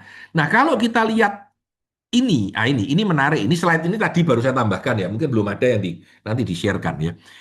Apakah AI akan mengalahkan dan menjadi McKinsey? Nah, ini gila ini, Pak. Jadi saya dengar ada company mau invest 4 billion US buat membuat AI agent yang luar biasa pinternya sehingga bisa menggantikan McKinsey dan BCG dan Bain Company. Gila, Pak. Gila. Ini gila banget ini. Ya, gila. Kalau Anda mau bikin, ini yang kita ajarkan. Ini yang saya akan ajarkan nanti pada tanggal saya mengajar bisnis dengan AI. Ya, contohnya, gimana bikin SWOT, bagaimana bikin bisnis plan, ya, bagaimana membuat segala macam. Diajari cara bikinnya dengan mudah dan hasilnya luar biasa bagusnya. Bagaimana membuat inovasi berbasis pelanggan keluar, Pak, keluar. Nah, ini contoh, ya, contoh. Nah, ini akan kita ajarkan di kelas kita. Dan menurut saya harus berubah, harus bergerak. Pada saat AI keluar, saya orangnya pertama yang paling tidak setuju melarang memakai AI. Pakai harus. Kamu tidak bisa melarang orang pakai kalkulator. Tidak bisa. Ya, ini contoh. Ya, ini bootcamp. Sehingga kalimatnya adalah standar leader baru. Ya, itu tidak selalu punya jawaban. Tapi kita meng-create kejelasan, keberanian, dan pergerakan dalam situasi yang tidak pasti itu. Pergerakan. Ya, pergerakan. Sehingga kita bisa move. Jadi Oh, saya pas tadi kita dibuka di awal, ya, saya berpikir gini, sama juga kalau saya lagi, kebetulan saya kan ngajar corporate, beberapa corporate. Jadi saya selalu sampaikan begini sama teman-teman Tuabil khususnya itu kan hampir rata-rata 70% Gen Z. Saya selalu ya, sampaikan begini, silakan Anda gunakan eh, artificial intelligence secara baik, IA. Tapi tolong digunakan otak kiri otak kanan kita. Jadi tidak bisa si IA tadi itu diambil secara letterlux menjadi paduan kita langsung. Itu nggak bisa. Nah, kalau memangnya kita masih kurang secara knowledge, belajar tentang itu. Itu selalu saya sampaikan, Pak Tan. Kenapa? Karena memang sama juga waktu pada saat mata kuliah yang Ibu Lucia apa Ibu siapa ya? ya, Bahwa teknologi itu memang harus diimbangi sama human resource-nya. Jadi teknologi kan yang tadi Patan bikin grafik tadi bahwa dia naik ke atas sementara manusia itu kecenderungannya begini. Nah, itu yang memang harus kita kejar capaian itu pelan-pelan ke atas. Jadi grafiknya kurvanya harus kurva kurva F. Jadi kurva ya. gunung dia harus naiknya. Jadi nggak bisa begitu. Nah, akhirnya bahwa kesimpulannya yang tadi Patan sampaikan itu yang saya tanya-tanya dari kemarin dalam hati dan perasaan saya ini gimana ya kalau seperti ini. Sampai kemarin di TikTok itu keluarlah bagaimana cara belajar EA ceritanya. Jadi beli bukunya. Akhirnya beli bukunya untuk ngeprint sendiri. Saya baca juga gila sendiri sayanya. Ya bingung kan, sih cuma baca buku harus begini. Saya sampai buka buka laptop juga dan ternyata dapat jawaban. Nah, tinggal adalah yang Ya, tadi Patan sampaikan tadi, apakah itu kelasnya adalah kelas online? Kalau tadi ya, Patan sampaikan adalah tatap muka 5 hari, waduh itu agak-agak repot. ya. Jadi pemikiran saya gitu, Pak Tan. Ya. Terima kasih Pak Faisal. Sebentar. Saya jawab dulu. Yang pertama, untuk kelas S2, kita buatnya online 7 minggu, 7 kali pertemuan. Ya, sudah jalan yang kedua. Nah, ini akan berjalan setiap semester. Semester depan akan ada. Jadi kalau teman-teman miss, ikut semester depan saja. Ya, semester depan materinya pasti beda dengan semester ini karena zamannya berubah. Kita akan update lagi. Ya. Nah, kita sudah jalan 2 kali. Bagi yang ngotot, Pak, saya minggu depan mau ikut, ya, boleh chat sama Bu Muti di WA. Bu Muti masukkan nomor WA Anda. Boleh chat sama Bu Muti, bayar 1 juta. Mhm. Ikut yang nomor 3, 4, 5, 6, 7, dan nomor 1 dan 2-nya, Anda lihat rekamannya kalau mau. Ya, ada rekamannya. Ya, ini buat yang orang S2. Pesertanya udah 100 lebih. Kita nggak mau terlalu promosi karena nanti kebanyakan. Ya, oke, satu ya, itu satu. Yang 5 hari itu untuk S1, Pak. Untuk orang yang mau lulus juga mencari kerja. Ya, kita persenjatai dengan AI dan semangat tentang zaman baru ini. bukan untuk orang luar. Kita pakai untuk Institut Asia. Kita baru trial Juli ini trial pertama, Pak, batch pertama, ya. Dan untuk teman-teman kita di Institut Asia, enggak bayar, Pak, enggak bayar. Bahkan makan siang dikasihin. Dan kita mau memonitor orang-orang ini ketika dapat ilmu ini, terus dia cari kerja, apakah dia dapat kerja? Dan apakah yang kita ajarkan bermanfaat untuk kerjanya dia? Ini beda, beda. Ya. Kalau 7 kali yang kita lakukan ini, yang pertama kita bicara tentang secara keseluruhan AI itu apa. Yang kedua, histori dan landasan pemikiran AI. Teman-teman banyak yang ikut, jadi dia tahu ya. Yang nomor 3 nanti bicara tentang grafik, tentang video, tentang animasi gitu. Yang keempat, Pak Tanadi akan bicara tentang bagaimana memakai AI untuk bisnis. Ya, boleh saya buka lah. Saya tidak akan ngajar banyak-banyak. Saya cuma ngajar chat GPT, sama saya akan mengajar notebook LM. That's it. Tapi kalau Bapak lihat PPT yang saya pakai hari ini, semuanya dibuat oleh AI, Pak. Tidak ada satupun yang saya desain. 100% dibuat oleh AI sambil ngambil foto ya, 100%, Pak. Gila nggak? Jadi kalau PPT seperti ini dulu ngerjainnya harus 6 bulan. Sekarang 1 hari selesai. Ini contoh pemikiran ya. Jadi efisiensi efektivitasnya itu naiknya berlipat-lipat. Jadi PPT yang Bapak terima nanti, yang Bapak ada save dari atas ini buatan AI, Pak. Buatan ChatGPT, buatan notebook LM, sama desain pakai PPT yang lain. Untuk desainer saya, untuk judul dan lain-lain itu dibuat oleh yang lain. Ya, jadi ini apa namanya gambaran saya, kira-kira gitu. Thank you banyak Pak Faisal, saya hargai Pak. beberapa pendapatnya. Monggo, monggo. Makasih, Pak. Oke, Ya. pertanyaan yang Sebentar, dari sebentar, Bu ya, Muti. Tadi ada yang angkat tangan, Pak Arfan, Pak monggo. Pak Ilsan. Ya, Bapak. Sesudah itu baru yang di chat. Saya lihat di chat ada banyak. Sesudah ini Pak yang di chat ya, silakan. Silakan Pak. Ya, terima kasih Bapak. Monggo. Mau sharing, Pak, untuk Ya. memastikan hati saya benar-benar tenang menggunakan AI. Ya. Tadi sudah didukung oleh Pak Tanadi, saya eh, menjadi lebih tercerahkan malam ini. Karena saya memikirnya begini, Pak. Dulu S1, S2, itu berbulan-bulan, Pak, menghabiskan waktu di apa namanya, di perpustakaan, nyari literatur, nyari sumber referensi, dan lain-lain. Kadang-kadang Ya. kita sudah ketemu, ternyata harus bayar, dan lain-lain, gitu, seperti itu.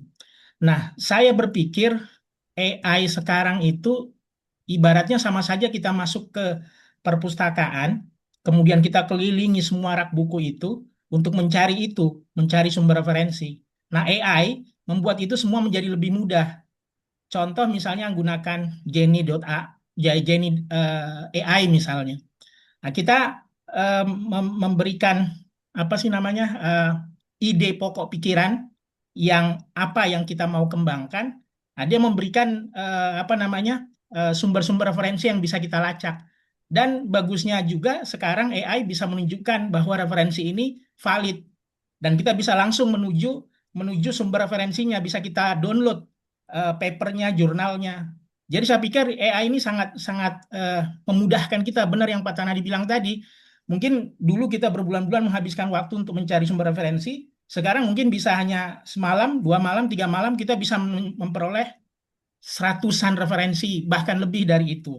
Nah, tinggal sekarang betul yang dikatakan Pak Faisal tadi, bahwa kita betul-betul harus punya pengetahuan dasar untuk menggabungkan semua sumber referensi yang kita peroleh itu, agar menjadi sebuah tulisan yang logis gitu, menjadi tulisan yang ilmiah seperti itu, Pak. Nah, itu yang apa namanya, yang saya rasakan seperti itu. Nah, karena itu Pak, berarti kan ada keinginan lebih untuk memahami AI ini dengan lebih baik lagi sebagai modal untuk melanjutkan S3 di Asia, Institut Asia. Nah, seperti itu gitu Pak. Mudah-mudahan dapat harga khusus Pak Tanadi. Terima Oh kasih. iya, jangan khawatir. Pakai nama saya. Waduh, sombongnya. Pak, saya mau ngomong gini, Pak. Memakai AI dengan keperpustakaan, saya compare ya, Pak ya. Saya compare ya. Kalau saya bilang sama Bapak, saya bisa langsung ngecek. Bagaimana sih inti buku Romeo dan Juliet itu? Tolong buatkan ringkasannya. Langsung keluar, Pak. Ya, orang pun bisa. Tapi sekarang ini pertanyaan yang menarik, Pak. Kalau saya bandingkan buku Romeo and Juliet dengan Siti Nurbaya, Apa persamaan dan perbedaannya?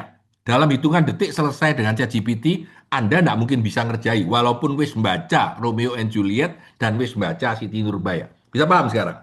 Ya. Artinya dua ini mampu dengan mudah di ChatGPT gitu.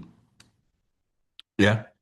Contoh lagi, Pak Tanadi belajar mengcoach dengan menggunakan Gallup, Clifton Strength, tersertify oleh Gallup, dan seterusnya, dan seterusnya. Saya mengadu ilmu saya dengan ilmunya AI ChatGPT 5, saya merasa kita setingkat, Pak. Saya tidak menang dan saya tidak kalah. Artinya di bidang yang saya ahli, dia sudah sepinter itu. Nggak usah ngomong bidang lain. Jadi shifting of information ini sama dengan dulu melihat brosur yang namanya Britannica, brosur buku Britannica ya atau Americana dibandingkan dengan nonton Encarta ya atau dibandingkan dengan nonton Wikipedia gitu ya. Beda, Pak. Cara melihatnya beda, cara lompatnya beda, cara bacanya beda, struktur informationnya sudah beda gitu. Ya. Misalkan saya bisa tanya, ini adalah 5 buku yang saya hargai, 1, 2, 3, 4, 5.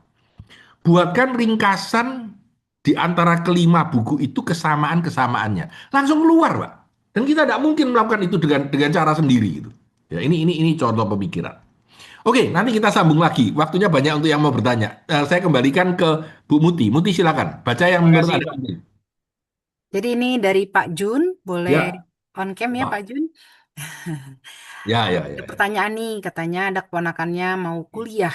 Lalu kira-kira jurusan apa yang sekarang bisa aman dari ancaman AI? Ini pertanyaan yang menurut saya sangat sulit dijawab dan bisa bergeser jawabannya 3 bulan lagi gitu, ya. Tapi saya mengalami pertanyaan ini dengan sering, Pak Jun. Jadi banyak teman yang tanya, Pak San, enaknya anakku kuliah di mana? Ya sekarang lagi kuliah dan seterusnya dan seterusnya. Ini pertanyaan yang sangat membumi, sangat umum dan sangat benar.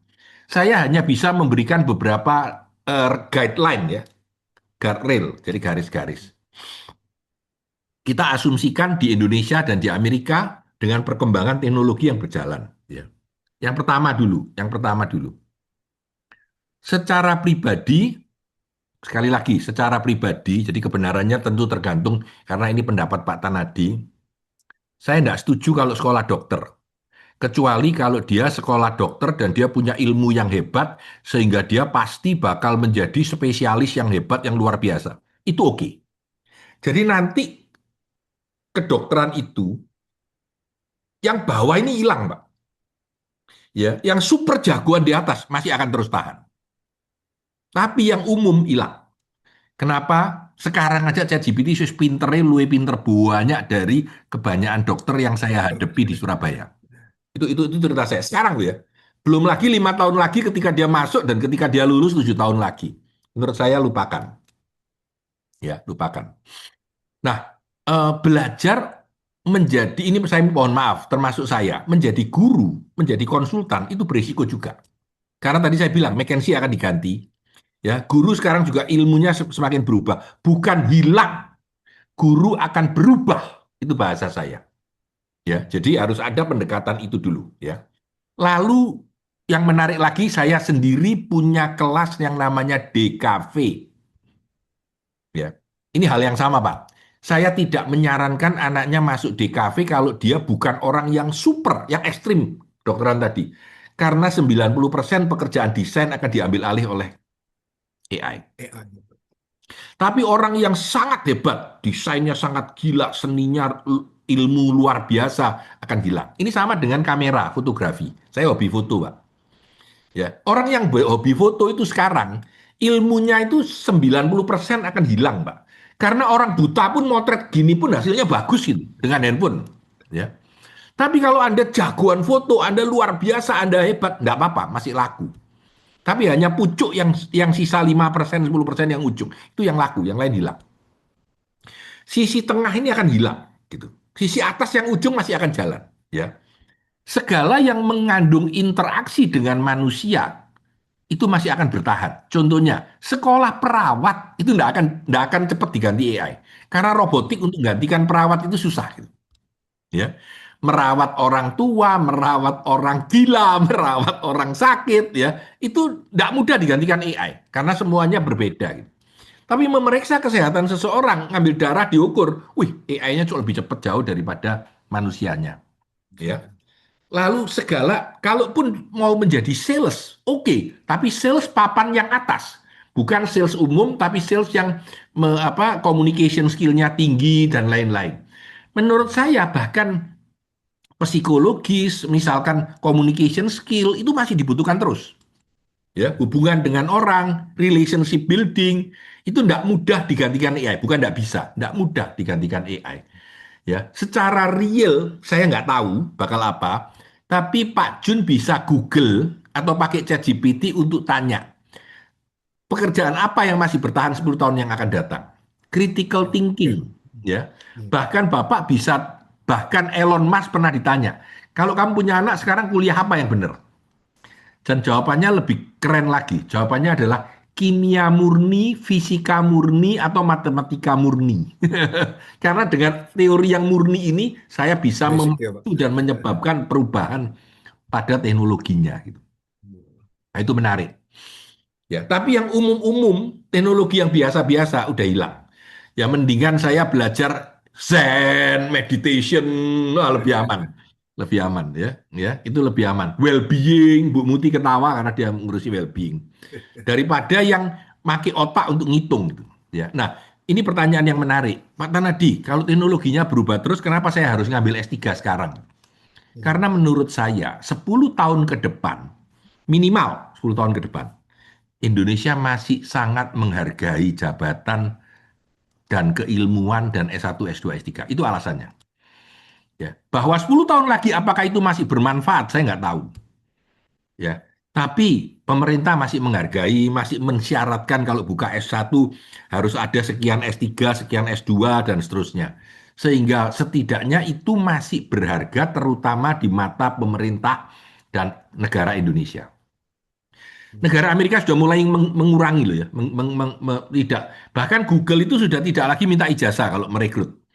Kamu merekrut dia tidak tanya ijazahnya, dia kasih soal kamu disuruh jawab bisa apa tidak. Nanti pada saat interview terakhir baru dilihat ijazahnya. Dia tidak butuh ijazah. Ini contoh. Ya, tapi kebanyakan di Indonesia masih butuh ijazah. Kira-kira gitu.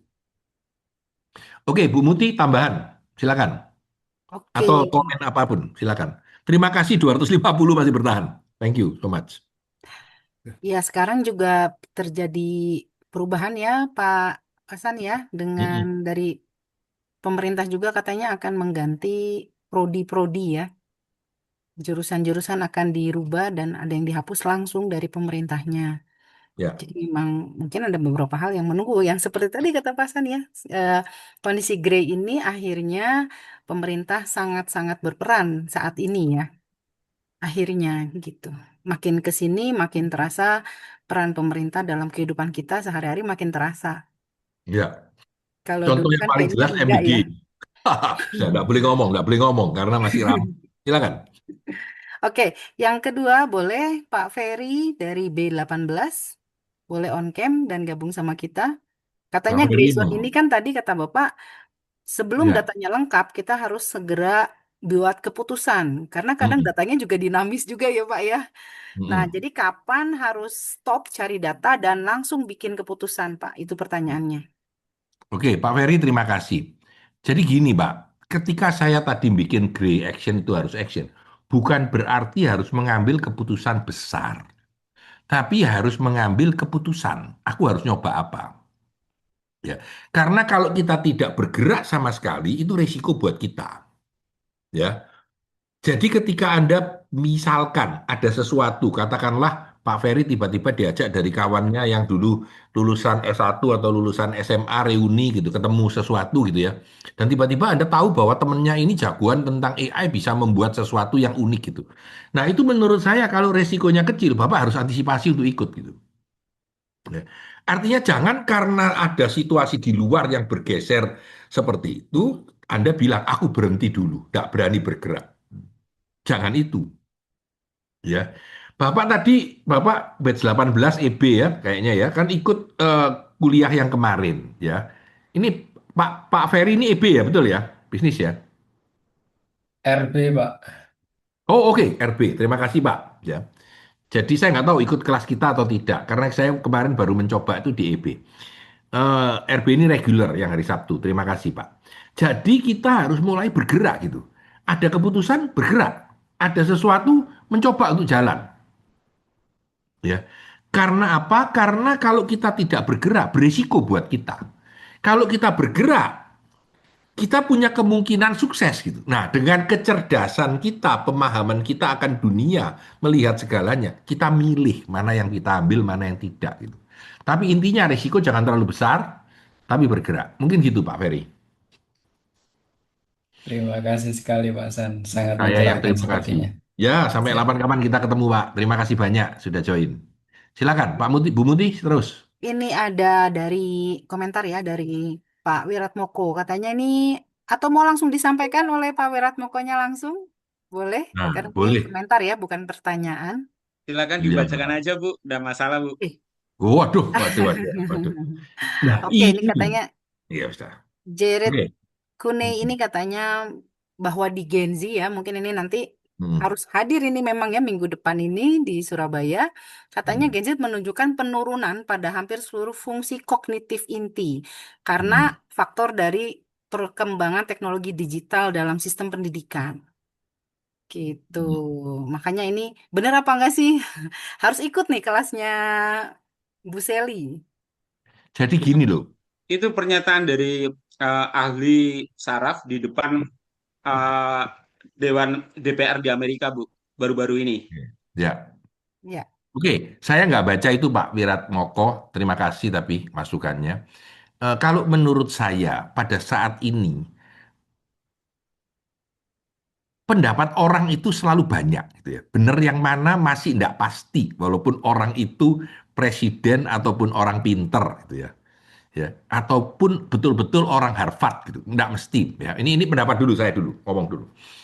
Nah, Gen Z ini adalah generasi di mana mau nggak mau seluruh dunia ya berubah generasinya, gitu ya. Dulu Pak Tanadi ini si baby boomer, ganti Gen X berubah, Gen X ganti Gen Y berubah lagi. Jadi Gen Z itu adalah keniscayaan. Semua pasti akan menghadapi Gen Z. Karena itu umur. Ya.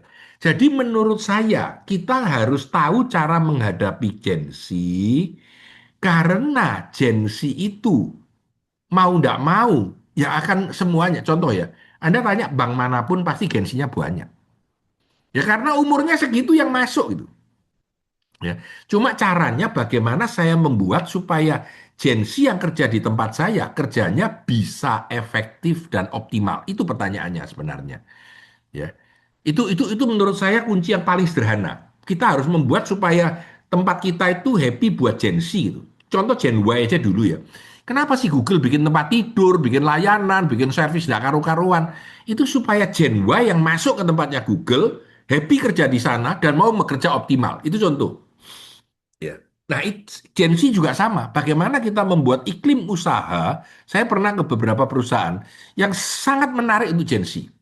Dan Gen Z kerja di sana super happy. Dan kerjanya optimal. Nggak apa-apa deh saya ngomong. Perusahaannya namanya Blue, BCA Digital.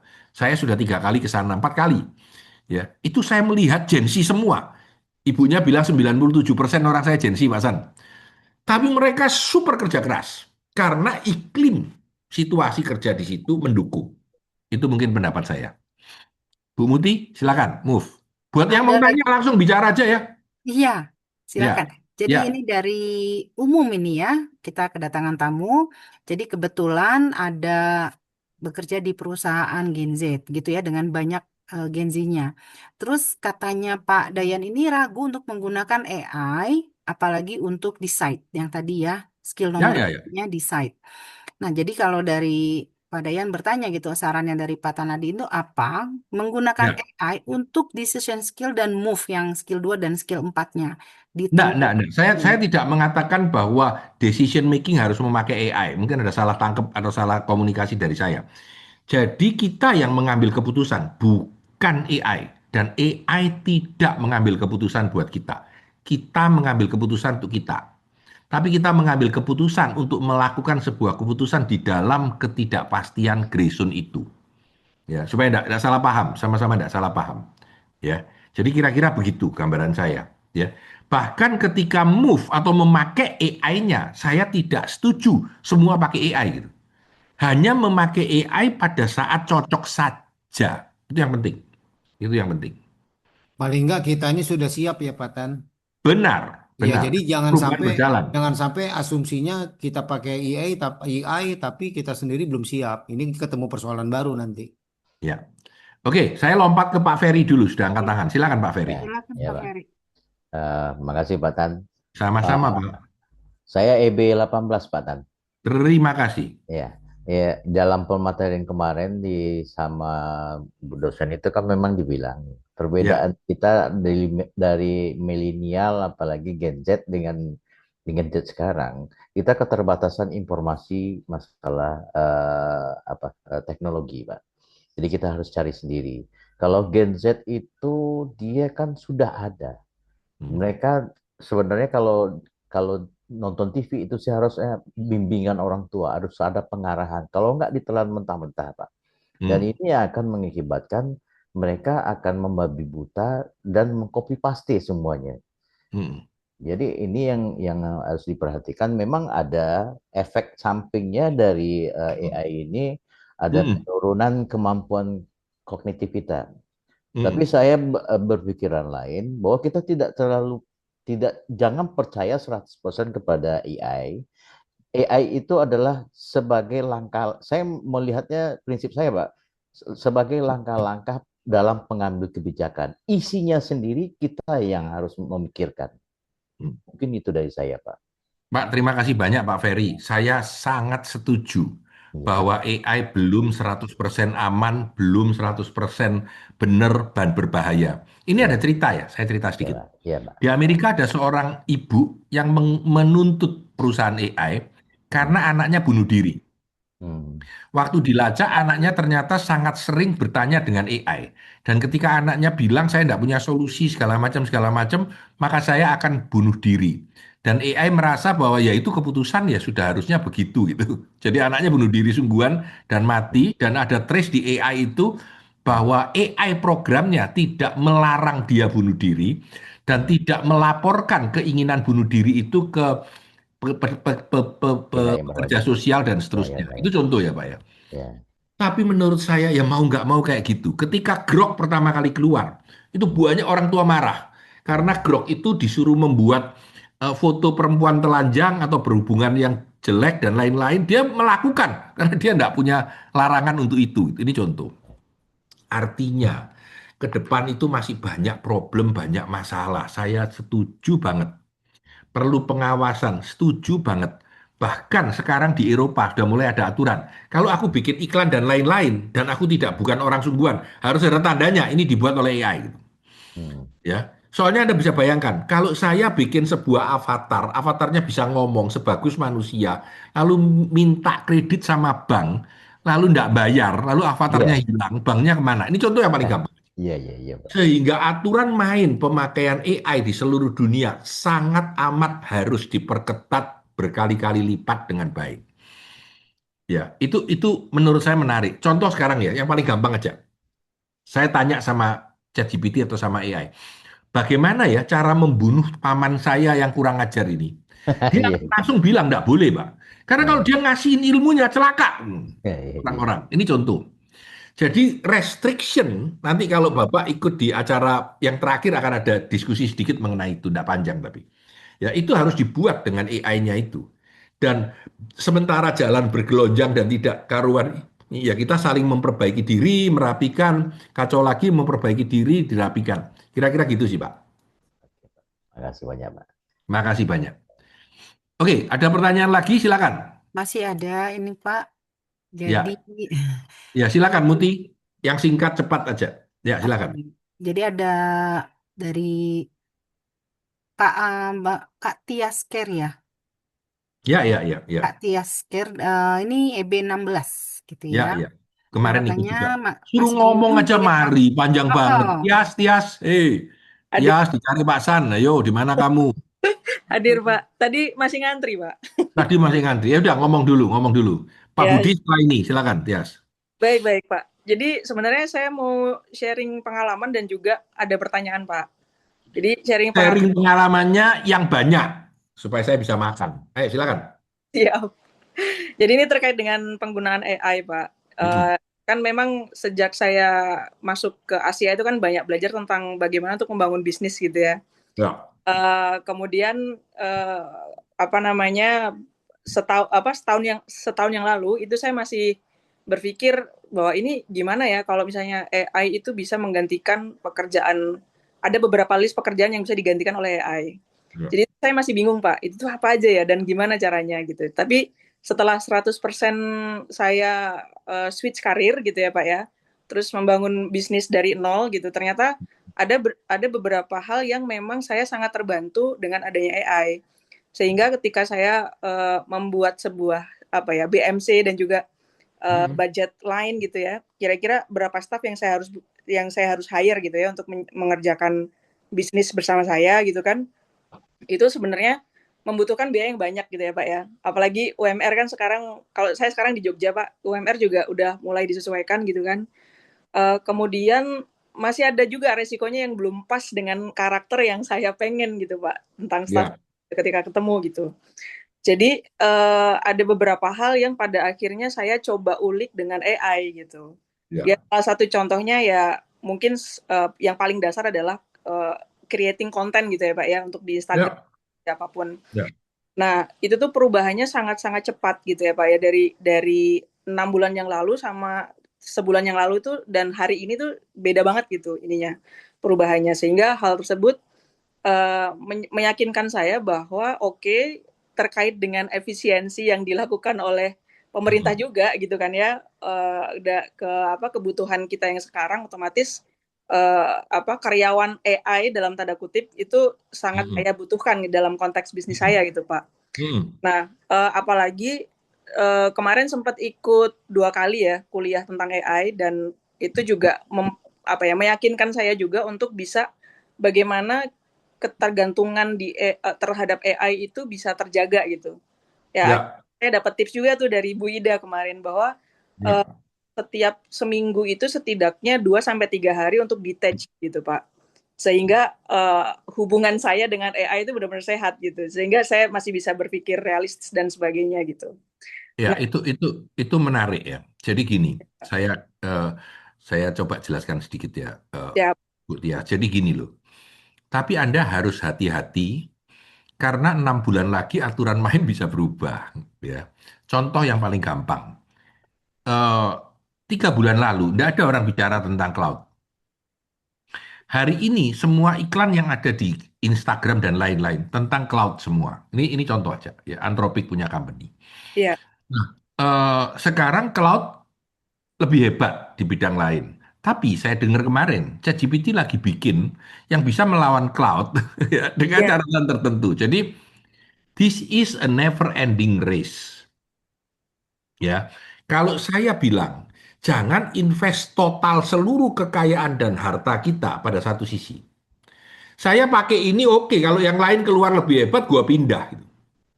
Ya, itu satu dulu ya. Yang kedua, pada saat ini asumsi kita kondisinya seperti ini. Saya asumsikan ini dulu jalan. Saya boleh berasumsi bahwa setahun lagi akan 15% atau 25% lebih hebat dari sekarang.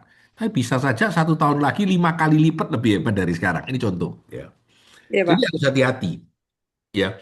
Karena itu tadi konsep big, small bets, resiko pendek, itu harus jalan dulu. Jangan resiko besar dulu. Pak, karena sangat bisa berubah. Sangat bisa berubah dengan sangat drastis. SEO-nya berganti dengan luar biasa. Ini kebetulan si ahli SEO-nya lagi angkat tangan. Tunggu sebentar ya. SEO-nya akan berubah dengan sangat cepat. Ya, membuat sebuah website sekarang ya dengan cloud 2 hari selesai. Jadi udah dicoba sama Pak Ari. Jadi Pak, dan bagus. Kalau mau dilihat coba cek businesswisdominstitute.id. Boleh dicek. Iya, Pak. Itu 2 hari kerjanya. Nah, ini contoh aja. Jadi menurut saya apa yang dilakukan Tia sudah benar. ya, mengambil keputusan dan menjaga benar, ya. Ya. Detach itu saya setuju juga, jangan terlalu banyak, harus kadang-kadang harus detach ya. Tapi Ya. harus keep the information apa berita itu terbuka terus, karena remember bahwa sebulan lagi mungkin sudah berubah. Itu aja. Siap, siap Pak Tan. Terima Thank you kasih. so much ya. Sampai ketemu nanti pada kesempatan yang akan datang. Pak Siap, Pak. Budi, silakan. Ini modelnya kayak gini, ini orang pinter. Oh, lulusan ITB, ITB yang di Bandung ya, dan ITB yang di Malang ya. Dan dulu lulusan terbaik. Ini orang pinter banget. Silakan. Ayo Pak Budi, Pak monggo. Tanadi, saya sebetulnya hanya mau nanya aja. Sebetulnya yang tadi kan kayak kuliah kedokteran dan sebagainya. Ya, ya. Saya tuh mau nanya sebagaimana jam terbang itu ya yang dimiliki oleh seperti Pak Tanadi gitu ya di dalam seperti sekarang itu, apakah itu juga akan tergantikan oleh AI sebetulnya? Karena kan Iya dan kalau tidak. secara pengalaman saya Mm-mm. melihat di dalam kemungkinan itu AI itu hanya melihat based on data yang ada. Tetapi kalau misalkan pengalaman-pengalaman pribadi ataupun yang dilakukan secara personal, itu Nggak ada. adalah yang tidak akan tergantikan kalau menurut saya. Itu aja Pak.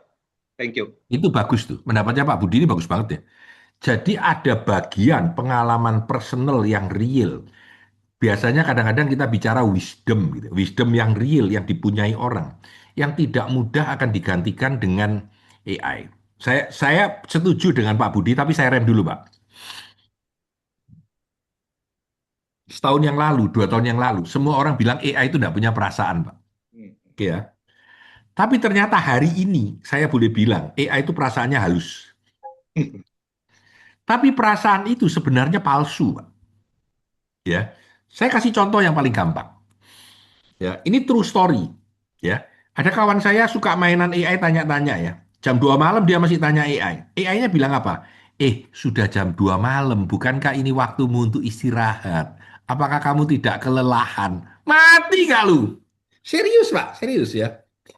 Dan Anda bilang AI tidak punya perasaan. Bukan tidak punya perasaan, memang tidak punya perasaan. Tapi kamuflase itu keluar. Kamuflase itu terjadi dengan algoritma gitu loh.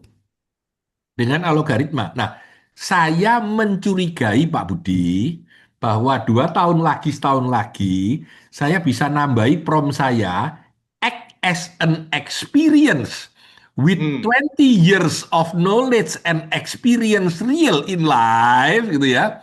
Dan give me my opinion. Dia akan mengeluarkan wisdom yang seperti seolah-olah kata Nadi yang sudah 20 tahun kerja.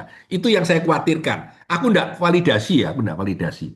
Aku cuma mencurigai itu bisa terjadi. Ya, itu pikiran saya aja. Ya. Ya. Thank you Pak Budi. Ya, Thank you udah datang, thank you udah diskusi. Pak Iwan, silakan. Dan sesudah itu Pak Nata, silakan. Walaupun dia ngechat saja, dipaksa keluar. Wan, Ya. gimana kabarnya Wan? Terima kasih.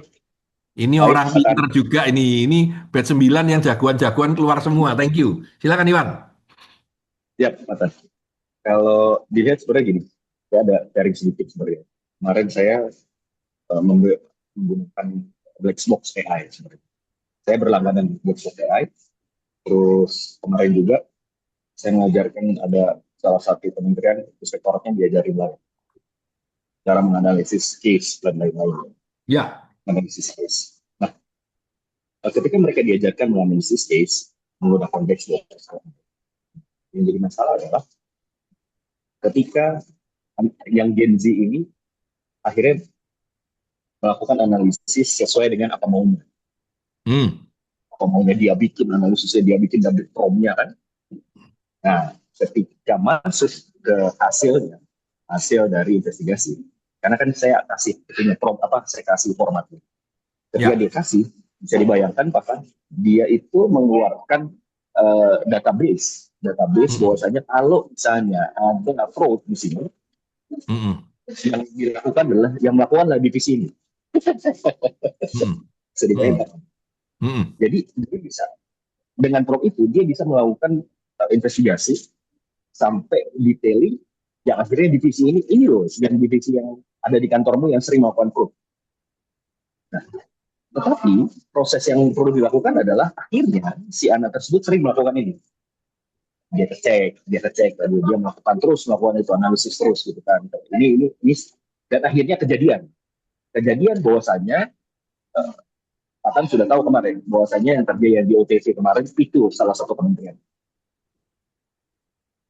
itu Patan yang kemarin uangnya kemarin.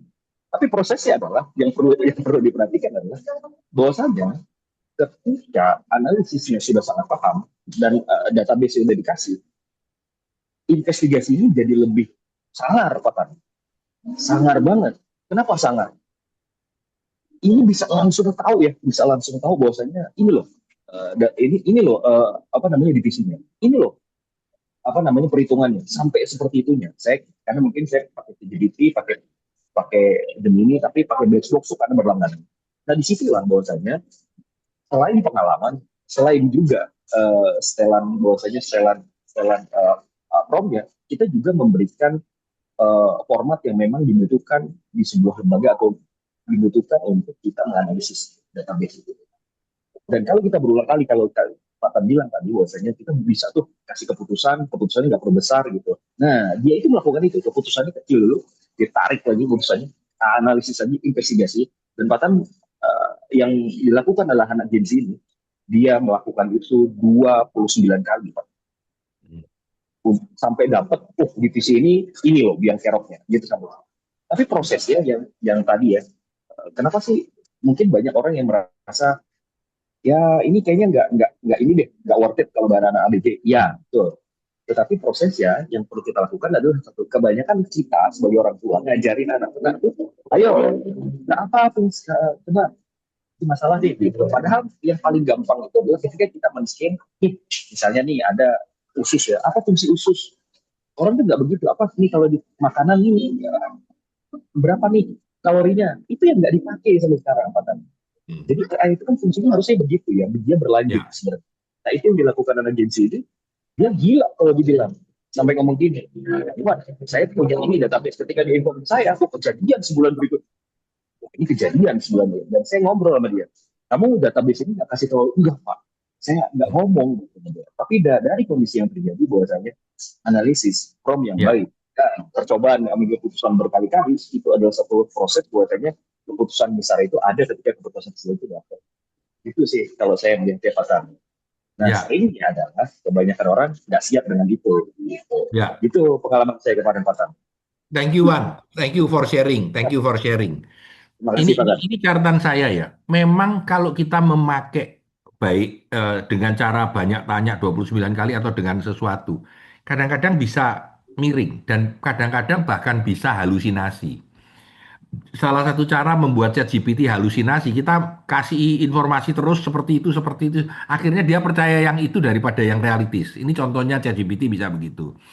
Artinya masih sangat banyak anomali-anomali yang terjadi di dalam setiap AI gitu. Anomalinya banyak. Ya. Jadi kalau menurut saya user beware gitu. Jadi yang memakai ini harus hati-hati gitu ya. Harus memahami itu ya. Jadi tidak boleh diambil bahwa itu the universal dan the real truth.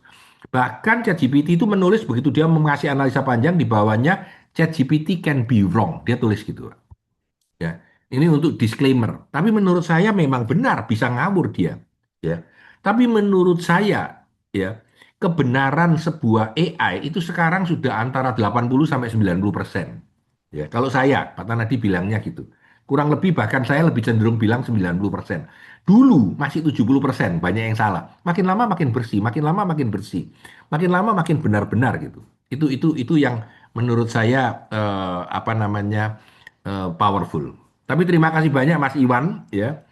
Iya, thank you Pak San. Selamat malam Bapak Ibu. Selamat malam. Tadi mengulang sedikit yang materi awal terkait keputusan yang baik gitu ya. Belum tentu juga bisa menghasilkan hasil yang baik. Ya. Jadi saya pernah di posisi saat mau mengambil jurusan gitu ya di kuliah. Saya dulu di IPA Pak untuk mengerjakan soal matematika itu tanpa coret-coret lagi Pak. Tanpa mesti harus sudah tahu jawabannya apa gitu ya. Tapi kenyataan yang menentukan bahwa saya harus masuk ke IPS gitu ya, jurusan ekonomi gitu ya, akuntansi. Nah, keputusan itu ternyata nggak bagus di sana. Nah, kaitannya adalah saya mendalami akuntansi, tapi saya berpikir, apa sih sebenarnya di bidang akuntansi yang tidak semua orang mengerti. Makanya saya terjun di dunia perpajakan. Nah, kaitannya dengan AI, bahwa AI itu kan ada keterbatasan, tidak bisa mengakses semua data. Dua yang saya tahu adalah tidak bisa mengakses data perpajakan suatu negara, data nuklir. Gitu ya, kebayang itu kalau bisa diakses oleh AI, waduh bahaya, itu runtuh gitu ya. Nah, sehingga tadi menjawab pertanyaan dari saya lupa tadi, mohon maaf Bapak tadi, yang bagaimana memilih jurusan untuk seorang anak gitu ya. Menurut saya lihat keterbatasan dari AI itu sendiri. Apa yang tidak bisa diakses? Main di sana. Menurut saya seperti itu. Nah, contoh fakta yang saat ini kami alami di praktisi perpajakan, bahwa terkait dengan hukum, misalnya hukum pajak ataupun hukum yang lain, itu banyak gray area, Pak San dan Bapak Ibu. Tadi kan gray zone ya, sekarang gray area, pasal karet di sana. Artinya di sana siapa yang kuat beropini, itulah yang bisa dikatakan menang gitu ya, menang gitu dalam satu kasus lah misalnya seperti itu. Nah, AI itu adalah memberikan advice. Sekali lagi, memberikan advice yang belum tentu juga senada dengan para ahli di bidang itu sendiri. Bisa berubah-berubah sesuai dengan peraturan dan undang-undang yang berlaku. Nah, ya jadi menurut saya adalah sentuhan pekerjaan yang berhubungan dengan sentuhan itu yang tidak bisa digantikan oleh AI. Saya sepakat Pak San, yang berhubungan dengan tadi perawat dan sebagainya. Nah, termasuk kalau tadi saya tuliskan adalah bagaimana kalau misalnya di dunia kami pemeriksaan pajak nih, apakah bisa seseorang menggunakan avatarnya menemui pemeriksa pajak? Kan tidak bisa, gitu ya. Jadi nggak bisa seorang AI itu menggantikan saya sebagai direktur menemui pemeriksa pajak, harus datang sendiri. Artinya ada skill di sana, skill yang harus dimiliki oleh personal itu sendiri, baik dia skill negosiasi dan skill adu opini, adu bagaimana cara menafsirkan suatu peraturan, misalnya peraturan pajak. Kalau misalnya tidak bisa selesai, harus ke pengadilan pajak sampai dengan pengadilan tinggi. Jadi itu semuanya menurut saya tidak bisa digantikan oleh AI. Sekali lagi, AI hanya sebagai advice. Bisa dipakai, sekali lagi setuju dengan Pak San, bisa dipakai, bisa tidak. Di dunia kami masih banyak errornya untuk advice dari sisi pajak yang disampaikan oleh AI. Makanya kami lebih terlibat di forum-forum komunitas perpajakan, memberikan meminta pendapat dari teman-teman rekan yang sudah pernah mengalaminya. Begitu menurut saya, Pak San. Terima kasih, Pak. Bahkan kemarin salah satu saran saya kepada seorang kawan, kalau anakmu mau, biarlah kuliah perpajakan. Ya, yang lebih terkena dampak AI adalah accounting, perpajakan lebih aman. Ya, ini kita sama-sama ngomongnya gampang ya Pak ya. Jadi accounting itu solid, aturannya jelas. Ya, itu lebih gampang digantikan oleh AI daripada perpajakan yang banyak aturan lenturnya. Ya, bahkan aturan hukum di Indonesia itu akan agak sulit tergantikan oleh AI. Tapi aturan hukum di Amerika sangat mudah digantikan AI karena di sana lebih jelas gitu. Ya, pasal lenturnya lebih sedikit gitu. Oke, dan mereka memakai jurisprudensi yang dengan AI itu sekali dia baca seluruh dunia punya jurisprudensi sudah ada gitu. Ini contoh. Ya, contoh. Artinya di tiap negara, di tiap situasi itu berbeda, ya.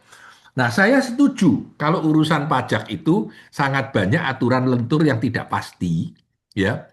Dan banyak sekali aturan yang tidak jelas, apalagi aturannya tiap tahun ganti ya Pak ya. Ya. Menurut saya konsultan pajak itu akan hidup dan tumbuh terus setidaknya 10 tahun ke depan. Ya, jadi ini juga berita baik buat Pak Nata, waduh, dan timnya gitu ya. Saya setuju banget karena semakin kompleks situasinya.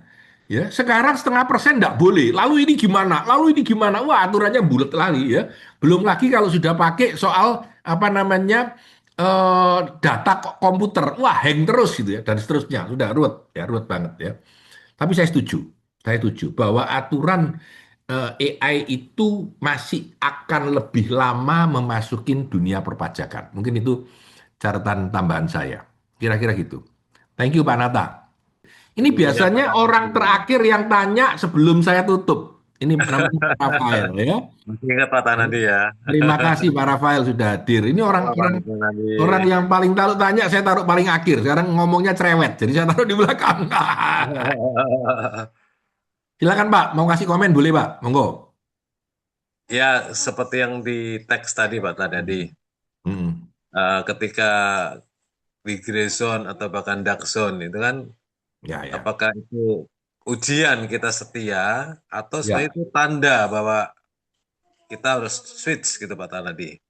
Ya. Nah, pertanyaannya Ya, kalau setia sampai kapan gitu Pak Tanadi? Makasih Pak Tanadi. Makasih. Jadi gini loh, ini pertanyaan yang berikutnya dari Ferdian ini batch 19 EB juga bilang, Pak, kalau kita melakukan itu seperti apa ya? Nah, ini ada iklan juga dari kami tentang Alpha Smart. Nanti saya cerita sedikit ya. Menurut saya begini ya, small bets itu kalau bisa jangan terlalu shifting dari bisnis Anda jauh ke depan atau jauh ke tempat lain. Setidaknya ada kemiripan, ada kesamaan dengan ilmu yang Anda punya. Ya, dengan ilmu yang Anda punya atau dengan sebuah aset yang Anda punya gitu. Contohnya, Pak Tanadi ngerti dalam bisnis, ngerti dalam konsulting, ngerti dalam ngajar. Jangan tiba-tiba jualan terang bulan, yang saya tidak tahu apapun. Kecuali kalau saya punya keponakan yang memang jagoan terang bulan. Jadi kalau bisa jangan lari dari situ. Itu yang pertama yang penting. Yang Pak Rafael bilang itu, kita harus berani untuk melihat di tempat gelap apa yang sulit kita cari. Jangan mau gampangnya dan mau enak itu. Itu intinya. Ya, jangan mau yang segampang ini, pokoknya inilah, ini toh yang semua orang kelihatan. Karena itu akan berbahaya, karena kita tidak berhati-hati dalam memilihnya. Mungkin itu, ya. Jadi teman-teman, ketika saya bicara great leader don't always have all the answer, but they create clarity, courage, and movement. Mungkin salah, tapi tetap bisa dilakukan, ya. When the situation is not entirely certain. Nah, ini contoh pemikiran. Nah, inilah tadi, saya ulang banget ya. Jadi tadi saya bicara banyak, saya gambarkan satu-satu, saya cuma ingin menggambarkan dengan lebih mudah saja, dengan lebih simple. Jadi kalau mau dicari benang merahnya, satu titiknya apa, maka inilah titiknya. Yaitu yang pertama kita sensing, ya, read the incomplete signal. Kedua kita decide, bukan AI yang decide, we decide. Ada kemungkinan we decide that we will not use AI. Sangat mungkin. Yang ketiga, kita align dengan tim, dengan kemampuan kita, dengan expertise kita, dengan otak kita. Ya, semua kita align. Baru kita move, kita gerakkan resource kita, karyawan kita, sumber daya kita, seperti itu. Teman-teman, saya rem sedikit ya. Slide seperti ini, bikinnya itu setengah menit. Karena diklik di enter gitu notebook LM tung sudah jadi Pak. Kayak gitu Pak. Ini gambarnya susah kalau mau gambar.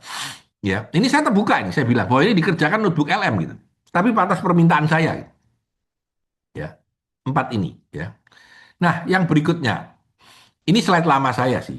Saya bilang bahwa setiap Anda bergerak dalam situasi seperti itu, Anda berada di zona tidak nyaman. Dan sebenarnya itulah satu-satunya zona dalam hidup kita yang harus kita jaga. Karena zona tidak nyaman itu tempat di mana kita bergerak. Ya. Ini zona tidak nyaman, bukan zona nyaman dan maaf, bukan zona delusi. Nah ini penting. Ya. Karena ada orang yang kadang-kadang karena saking percayanya berlebihan dan lain-lain menjadi delusi. Memang membatasi garis antara diskomfort dengan delusi itu tidak mudah. Ya, apa yang delusi dan apa yang tidak. Ya, jadi ini harus ditahan dulu supaya tidak delusi, gitu. Supaya tidak delusi, ya, supaya tidak delusi. Kira-kira begitu. Itu pandangan saya. Jadi kalau kita melihat leading the gray zone itu ada 3 kunci besar. Yang pertama siap dengan antisipasi the edges. Ini yang 8 tadi. Ini yang 8 tadi. Ya. Yang kedua kita punya keberanian untuk melakukan, ini dari kacamata neuroscience, ya. Ketakutan itu membuat kita menjadi problem, ya. Karena itu kita harus punya keberanian. Dan yang ketiga dari kata ketangkasan atau agility. Ketangkasan itu kalau teman-teman ikut lecture saya yang dulu-dulu banyak saya jelaskan bahwa ketangkasan itu cepat, lalu apa namanya, fast, lalu fokus ya, lalu apa ya saya lupa nih. Fast, fokus dan agile itu adalah fast, fokus dan fleksibel. Fast, fokus dan fleksibel. Jadi ini yang menurut saya in the end paling penting. Kayaknya sudah terakhir. Nah, ini yang terakhir. Yes, yang terakhir. Jadi 8 tips ya untuk kita melihat ke depan. Ini 8 tips ya. Yang pertama, pisahkan antara data dan asumsi. Yang kedua, berpikirnya itu dari probability. Ini mungkin sukses, ini mungkin tidak. Ini kemungkinan suksesnya lebih besar daripada ini gitu. Itu penting. Yang nomor 3, punya skenario berlapis yang tadi dibilang. Kalau ini terjadi, saya melakukan ini. Kalau ini tidak terjadi, saya cancel dan seterusnya. Lalu mulailah bereksperimen, mencoba dengan small bets. Nomor 5, hakimi proses bukan hasil. Maksudnya apa? Maksudnya kalau kita sudah berproses dengan benar, walaupun hasilnya jelek, jangan marah. Ya memang saya salah gitu. Tapi prosesnya sudah benar, menjadi penting. Yang nomor 6, komunikasikan arah kita kepada siapa, arah kita kemana. Dan yang ketujuh, jagalah core, kehebatan kita, kemampuan kita, ini yang kita jaga, yang kita rubah justru kembangannya. Dan yang terakhir, jadilah navigator. Bukan berarti kita harus sampai destinasi tertentu, tapi bisa belok kiri, bisa belok kanan. Teman-teman, inilah slide yang terakhir kita, lalu kita boleh ngobrol lagi. Slide yang terakhir kita, bentar, clear. Ini slide yang terakhir saya. Grayson itu apakah terus akan terjadi, apakah nanti akan kembali ke model yang lama? Menurut saya akan terus bertahan. Tidak akan ada lagi kepastian di masa depan.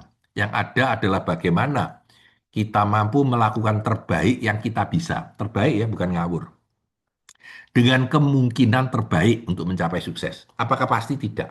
Tapi punya kemungkinan terbaik untuk mencapai sukses. Leading the Grayson dan selesai. Jadi inti sederhananya, saya cuma ingin bicara sekali lagi. Yaitu ke depan semua sangat tidak jelas. Ya. Keberanian kita untuk melihat dengan lebih jernih, merasakan, menganalisa, dan mengambil beberapa keputusan yang kemungkinan besar itu benar, itu jadi penting. Kalau Pak Tanadi, hari ini arus deras dari bisnis adalah AI. Ya, arus deras dari bisnis adalah AI. Yang powernya akan lebih besar daripada arusnya sosial media dulu. Ini gila-gilaan besarnya. Ya. Jadi ini arus deras yang harus Anda ikuti saat ini. Tapi bukan berarti saya meninggalkan semua pekerjaan dan masuk ke AI, enggak itu. Ya. Yang core Anda tetap pertahankan, tapi coba bet di luar itu hal-hal lain. Ya. Bisa saja AI, bisa saja application, bisa saja pembuatan video dengan AI, bisa macam-macam. Ya, bahkan pekerjaan lain. Ya. Anda bisa bayangkan ya, kalau Anda salah satu dari orang yang bekerja di programming gitu, tiba-tiba oleh Google dibilang Anda sekarang dikeluarkan besok gitu ya. Selesai. Nggak sama apa, udah habis gitu. Zamannya berubah. Dunianya berubah. Ya. Itu menurut catatan saya. Dan tambahan terakhir adalah buat mereka yang mau kuliah S2, ingat daftar Institut Asia. Kita masih butuh teman-teman alumni untuk membantu mereferensikan Institut Asia. Ini permintaan Pak Tanadi, minta tolong. Kenapa? Karena hari ini sebenarnya keinginan orang yang kuliah itu agak turun. Ada 2 alasan utama. Satu adalah karena sudah sangat offline, tidak punya waktu dan sudah sibuk. Dan yang kedua, hampir semua sekolah buka S2 online juga gitu. Ya, sehingga alternatifnya jadi banyak. Ya, kami berusaha terus-menerus memperbaiki kualitas kami ya dengan membuat AI class, dengan membuat beberapa, dengan membuat hibrid dan lain-lain.